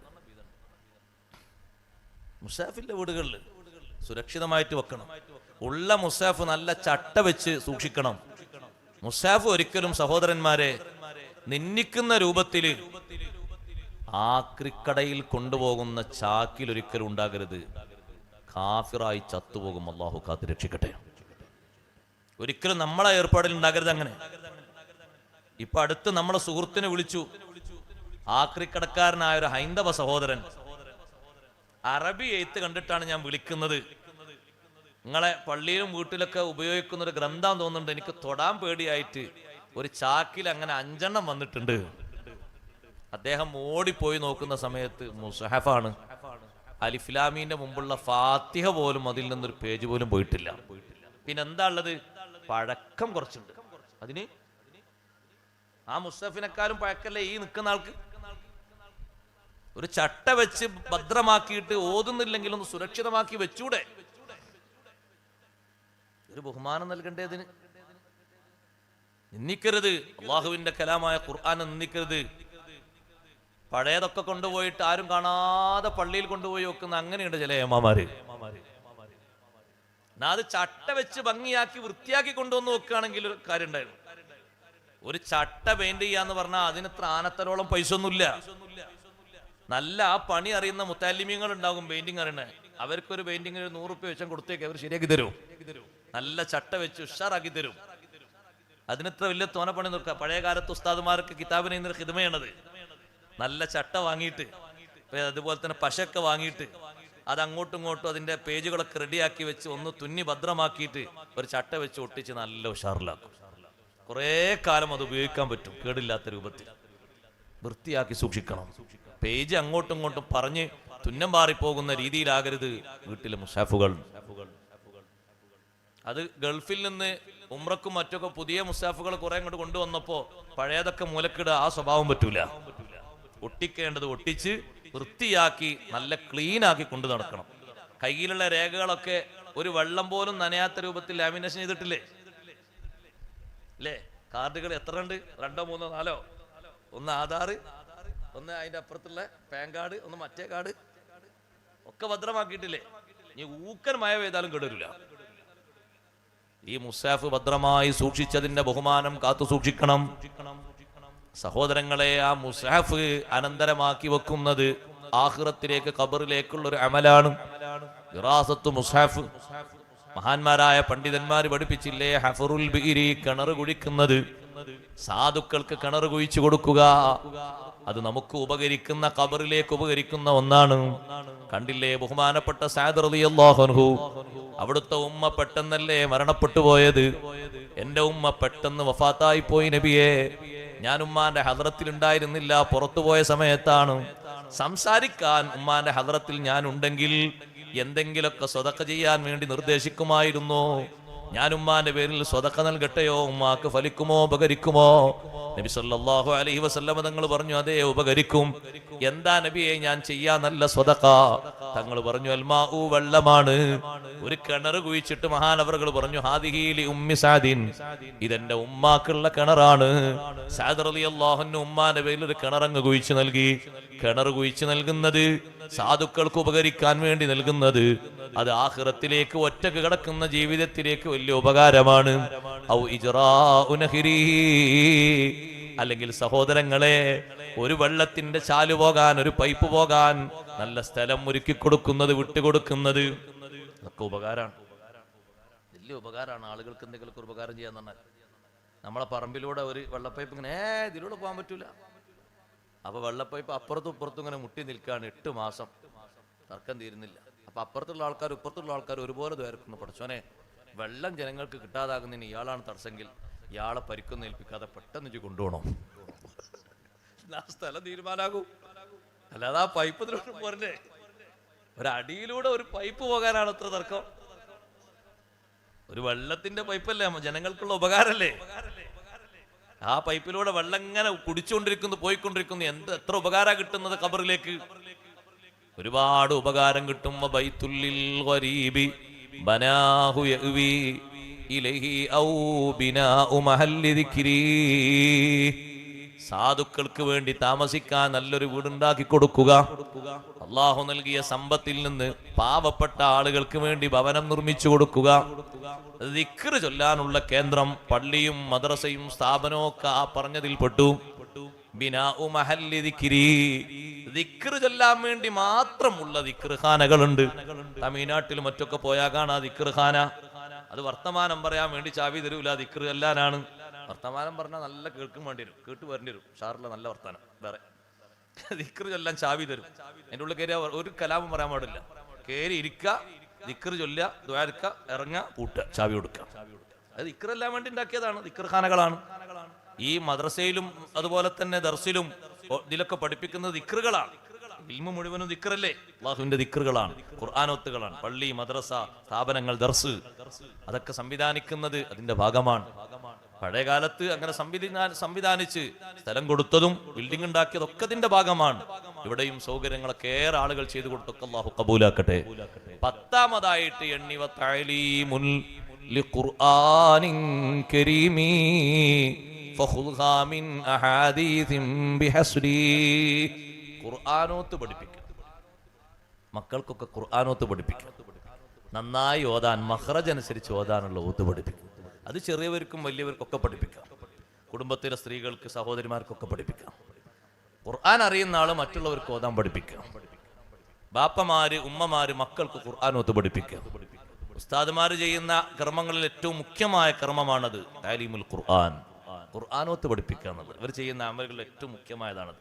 അത് 1ാം ക്ലാസ് മുതലുള്ള ഉസ്താദ് ആ അക്ഷരങ്ങളൊക്കെ പഠിപ്പിച്ച്, പിന്നെ അത് മൊഴിയാനുള്ള മൊഴിമാറ്റങ്ങളൊക്കെ പഠിപ്പിച്ച്, കൂട്ടി വായിക്കാനും കൂട്ടി എഴുതാനൊക്കെ പഠിപ്പിച്ച്, പിന്നെ അതിന്റെ റസ്മുൽ ഉസ്മാനിന്റെ ശൈലി പഠിപ്പിച്ച്. ഇതൊക്കെ ഓരോ തരത്തിലാണ്. അപ്പൊ ഓരോന്നിലേക്ക് ആവശ്യമുള്ളതാണ്. എല്ലാത്തിനും കൂലി കിട്ടും. ഖുർആൻ പഠനത്തിന്റെ ഭാഗമാണത്. അതിനോടൊപ്പം ഉപ്പമാരൊക്കെ മക്കളെ ഖുർആനോത്ത്, ഉമ്മമാരൊക്കെ ഇരുന്ന് കേൾക്കണം. തെറ്റില്ലാതവർ ഓതാൻ പഠിപ്പിച്ചടിച്ചിട്ടുണ്ടോ ഇല്ലേ എന്ന് ഖലീഫ ഉമർ ബിൻ അബ്ദുൽ അസീസ് റളിയല്ലാഹു അൻഹു കേട്ടിരുന്നത് പോലെ എല്ലാ വെള്ളിയാഴ്ചയും മഹാനവറുകൾ പ്രത്യേക സമയം നീക്കി വെച്ചിരുന്നു മക്കളെ ഓത്ത് കേൾക്കാൻ. ഉസ്താദിന്റെ അടുക്കൽ നിന്ന് കുട്ടികളെ വീട്ടിലേക്ക് കൊണ്ടുവരുന്ന ഒരു ദിവസമാണത്. മുഅല്ലിമിനോട് പറയും, വെള്ളിയാഴ്ച കുട്ടികളെ ഒന്ന് ഇങ്ങോട്ട് പറഞ്ഞേക്കണം, അവർ ഓതി പഠിച്ചത് എനിക്കൊന്ന് കേൾക്കാനാണ്. ഉമർ ബിൻ അബ്ദുൽ അസീസ് റളിയല്ലാഹു അൻഹുവിന്റെ മുന്നിൽ മക്കൾ വരുമ്പോ മൂത്ത ആള്, മുതിർന്ന ആള് ആദ്യം വരുന്നു, ഓതിക്കൊടുക്കുന്നു. പിന്നെ 2ാമത്തെ ആള് വരുന്നു, ഓതിക്കൊടുക്കുന്നു. മഹാനവറുകൾ ഇരുന്നിട്ട് അവരെ ഓത്തൊക്കെ ശരിയായ നിലക്ക് വീക്ഷിക്കുന്നു, ശ്രദ്ധിക്കുന്നു, തെറ്റുകളും മറ്റൊക്കെ തിരുത്തി കൊടുക്കുന്നു. ആ ഒരു ശൈലി സ്വീകരിക്കണം. അതും താലീമിന്റെ ഭാഗമാണ്. സഹോദരങ്ങളെ, നമുക്കും ആ പഠിപ്പിച്ച കൂലി ലഭിക്കുമല്ലോ. ഉപ്പമാര്, ഉമ്മമാര് മക്കൾക്ക് ഖുർആനോത്ത് പഠിപ്പിക്കണം. കുട്ടികൾക്ക് ഖുർആനോത്ത് പഠിപ്പിച്ചെങ്കിലേ മക്കള് സ്വാലിഹീങ്ങളായി കിട്ടൂ. മക്കള് നന്നാകാൻ ഏറ്റവും പ്രധാനപ്പെട്ട കാരണമായി അഷ്റഫുൽ ഖൽഖ് റസൂലുള്ളാഹി സ്വല്ലല്ലാഹു അലൈഹി വസല്ലം തങ്ങൾ പഠിപ്പിച്ചതാണ് ഖുർആനോത്ത് പഠിപ്പിക്കുക എന്നുള്ളത്. ഖുർആന് നന്നായി ഓതാൻ പഠിപ്പിക്കണം. അത് കുട്ടികളുടെ സ്വഭാവം നന്നാകാനും അവർ അനുസരിക്കാനും നല്ലവരാകാനും കാരണമാണ്. അല്ലാഹു സുബ്ഹാനഹു വ തആല നമ്മുടെ ഈ മജ്ലിസ് ഖബൂലാക്കി തരട്ടെ. ഞാനും നിങ്ങളുമൊക്കെ മരിക്കാനുള്ളവരാണ്. മരിക്കുന്ന നേരത്ത് അല്ലാഹു ഈമാൻ സലാമത്താക്കി തരട്ടെ. ഇൽമുമായി നല്ലോണം ബന്ധപ്പെട്ട് ജീവിക്കുക. ഇൽമു പഠിക്കുന്നവർക്ക് പഠിക്കുന്ന കാര്യത്തിൽ തന്നെ ശ്രദ്ധ എപ്പോഴും ഉണ്ടാകുക. അതേ, എത്ര വയസ്സായാലും ഇൽമു പഠിക്കാലോ. ഷെയ്ഖ് ജീലാനി റളിയല്ലാഹു അൻഹു പഠനം നടത്തിയത് കണ്ടില്ലേ നിങ്ങൾ?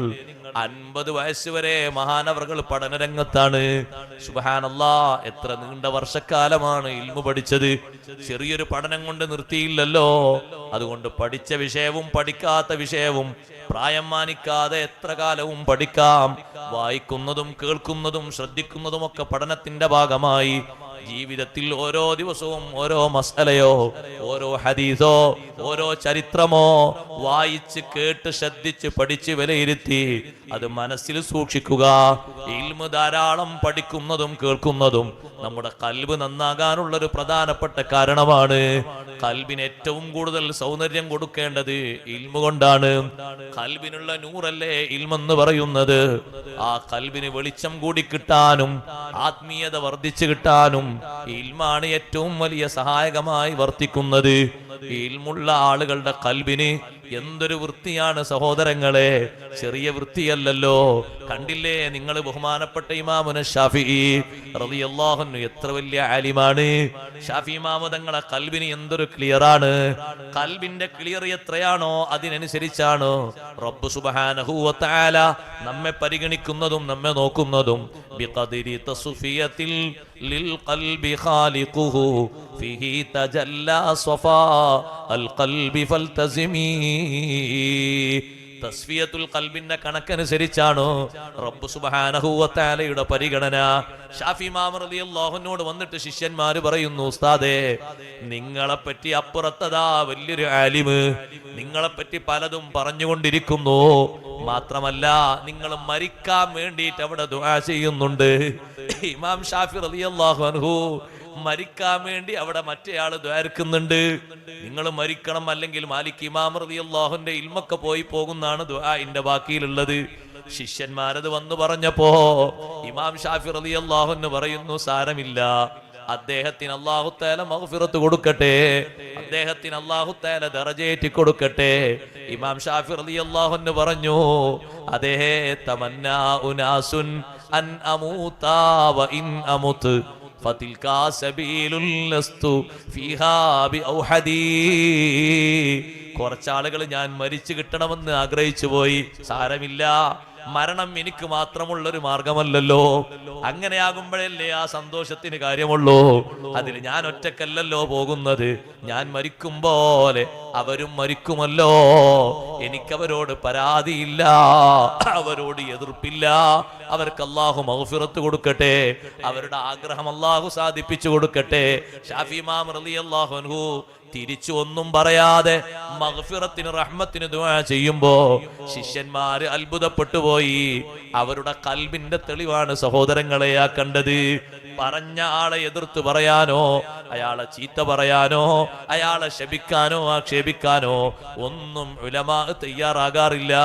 കണ്ടില്ലേ നിങ്ങൾ ഉലമാഇനെ അപഹസിക്കുന്ന, ചീത്ത പറയുന്ന, എതിർക്കുന്ന, കുറവുകളും കുറ്റങ്ങളും മാത്രം നോക്കിയിട്ട് രാവും പകലും തള്ളി നീക്കുന്ന എത്രയോ സാധനങ്ങളെ കാണാം. പക്ഷേ നമുക്ക് അവരോട് പരിതാപകരമേ ഉള്ളൂ. അല്ലാഹു തആല അവർക്ക് ഖൈറ് നൽകട്ടെ, മഗ്ഫിറത്തും മർഹമത്തും നല്ല മാർഗവും നൽകിയിട്ട് നന്നാക്കി കൊടുക്കട്ടെ. അത്രേ പറയാൻ ഞാൻ എൻ്റെ വാക്കുകൾ ഉപസംഹരിക്കുന്നു. ബുർദ മജ്ലിസ് ചൊല്ലാ, എല്ലാവരും റാഹത്തോടെ ചൊല്ല. നല്ല സദസ്സല്ലേ, അള്ളാഹു നമ്മുടെ സദസ്സ് കബൂലാക്കട്ടെ. ബുർദ ചൊല്ലുന്നത് കാരണം ഇനി റോട്ടിലും മറ്റുള്ള ആളുകൾ ബുദ്ധിമുട്ടും മറ്റൊന്നുമില്ലെങ്കിൽ മുതല്ലിമീങ്ങൾ എല്ലാവരും അങ്ങോട്ട് സദസ്സിലേക്ക് വരിക. പള്ളിയുടെ അപ്പുറത്തുള്ള ആളുകളൊക്കെ ഒരാളും അവിടെ നിൽക്കേണ്ടതില്ല, എല്ലാവരും സദസ്സിലേക്ക് വന്ന് ഈ മജ്ലിസിൽ സംബന്ധിക്കുക. അള്ളാഹു തആല കബൂലാക്കട്ടെ. നല്ല മജ്ലിസാക്കി അള്ളാഹു നമ്മുടെ മജ്ലിസ് സ്വീകരിക്കുമാറാകട്ടെ. അസ്സലാമു അലൈക്കും.